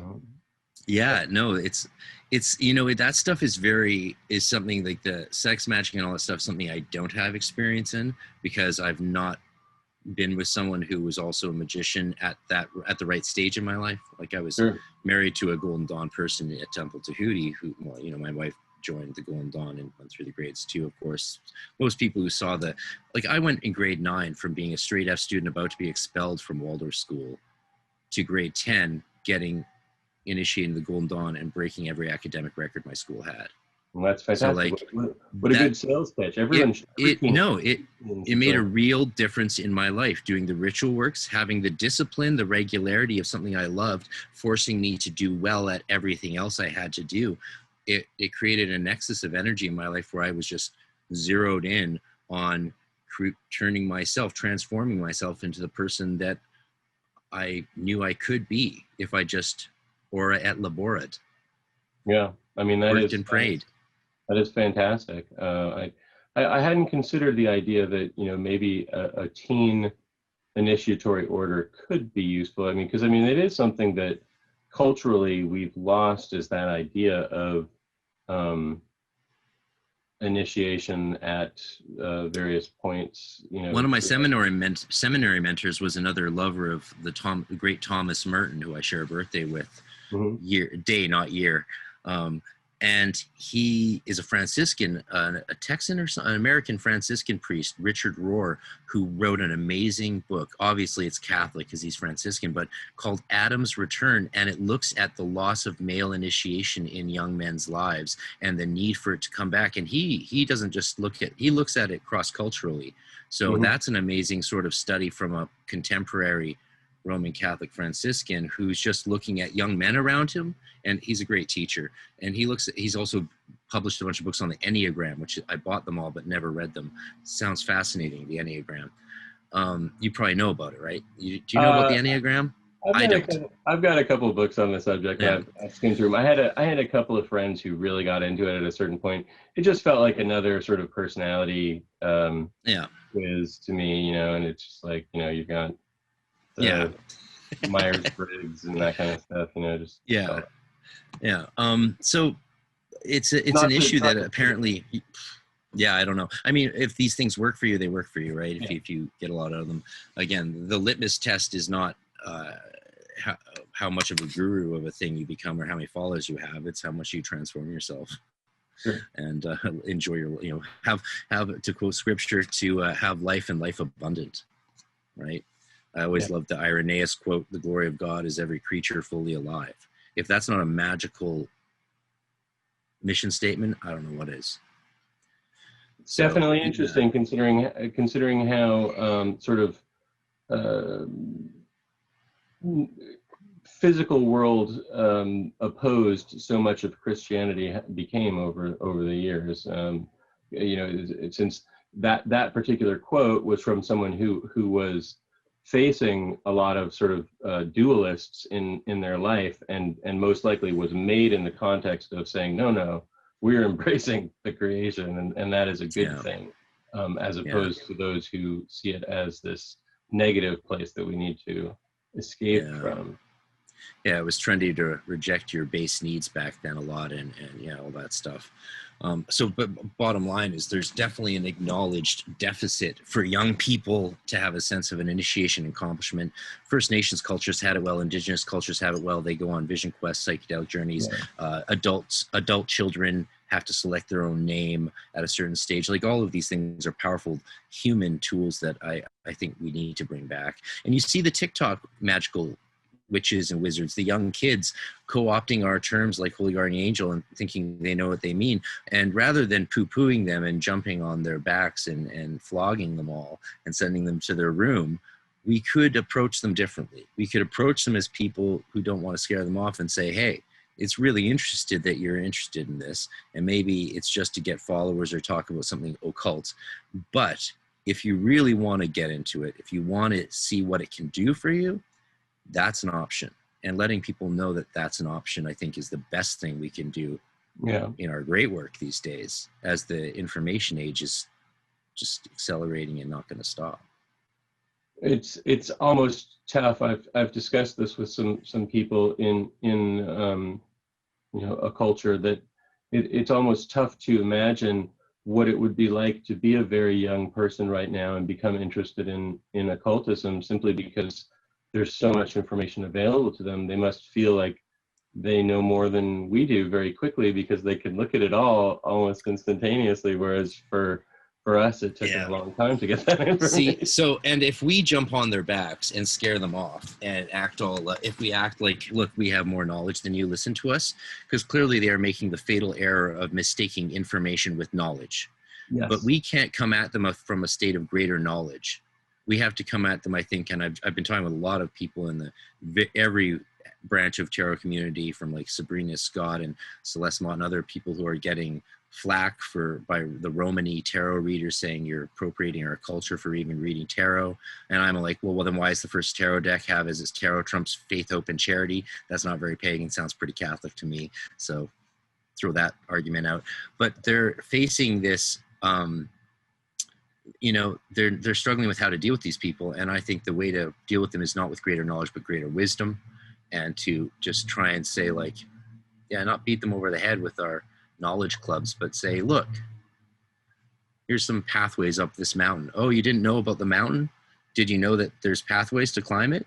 Did you know that that's what we do? Like, I'll show you how to climb. Here's a pick. Here's some snowshoes. Or you can chill out in the valley collecting PDFs and see who becomes the greatest PDF archivist magician of all times, right? But like, Da'at means knowledge, and it's the gateway not only to the inverse tree of the Klipothic shells, but it's the abyss that separates us from our true will and higher genius. I won't say holy guardian angel because that term's so loaded these days, but you know, it's not just about knowledge, it's about the experiential knowledge. And once you go through Da'at and start experiencing the heights and the depths, especially the depths, unfortunately, you get the shit kicked out of you in a lot of ways. And that's what forces you to transform, is going out of that comfort zone and learning knowledge you don't have. And if you don't do it, you're in trouble. That's initiation, right? And that brings us back to the idea of, you know, the initiation and the initiatory challenge as being, you know, sort of an essential component of transformation, and why it isn't, you know, it isn't ideal to be in a situation where you're just on your own, even if you don't want to necessarily be a part of a large organization. Finding someone to kind of guide you through things is a useful thing to do. I would have loved to have the resources we have today when I was young. Like, that would have worked for me, because I could have found someone like me or someone like you or someone whose flavor and style matches my own and just learn from them. I could have avoided maybe an order altogether in theory if I hadn't wanted to join one. It was sort of the only chance I had to get hardcore about things and really learn my shit. Plus, like, being shown rituals and seeing actual vibratory technique demonstrated is just a whole other fucking ball game. Like, I thought I knew what I was doing before I went to my first class, and then when he did the LBRP and I saw someone who was trained in it by a long string of people and had seen hundreds of people do it over many years and developed their own synthesized performance of it. It's all the same, but it's all not. Then I just, like, I was in shock. I, like, went into shock. I was like, oh, well, shit. That's another thing that's useful about this is real and powerful. When you are in an organization, not only do you get the benefit of the past people that have each been influencing on the people that are there, but you also get a wider group of people, because you'll have one person doing the ritual one day and then another person doing it another day, and so you get to see different people's approaches to it, and you get to see that, oh, it isn't exactly a monolithic thing. There are different people do kind of bring their own kind of character to this, but there is sort of a general way in which things are done, you know, but this person, you know, oh, they're very showy in the way they do it. This person, oh, they're very sort of holy in the way they do it. And, you know, you get to see different people's kind of way of experiencing things and putting things through that you don't get from just learning from you or me. Seeing variety is so important. It's because it's all about adaptation and variation, and I think it does equate well to a martial arts analogy, right? There's not a right way to throw a punch, because what if this person does something else? Like Friday, I'll be back at my old ninjutsu dojo doing distance work, where I'll, you know, dive rolls, throwing rubber shuriken, and using a lot of swords and staffs. There's no right way to swing one of those things, right? Because what if the person has their leg up? Oh, they might be just distracting you to trip you after that. So it's not about just learning the right way to do the LBRP or the right way to pronounce a god name. It's about learning how to be in touch with where you're at, what you're feeling. Like I do, you and me, we make variations in our rituals for each time we do them, like little things here and there based on what we're feeling, you know, what I focus on for my visualizations, whether I do God names loud or what parts of the rituals I might do. Like sometimes you might evoke the archangels like triumphally in this great Solomonic fashion. Sometimes you might approach them like you're some ascetic monk in the desert because you're going through a hell of a time and you're just like, dear God, please help me. And all of that stuff is, you need to see the variety. And that's where schools of training come in and are so valuable. You want to train with other people. You want to see a punch not thrown in one way or two ways, but in every possible variety of way, so that you know what to do in the right circumstance.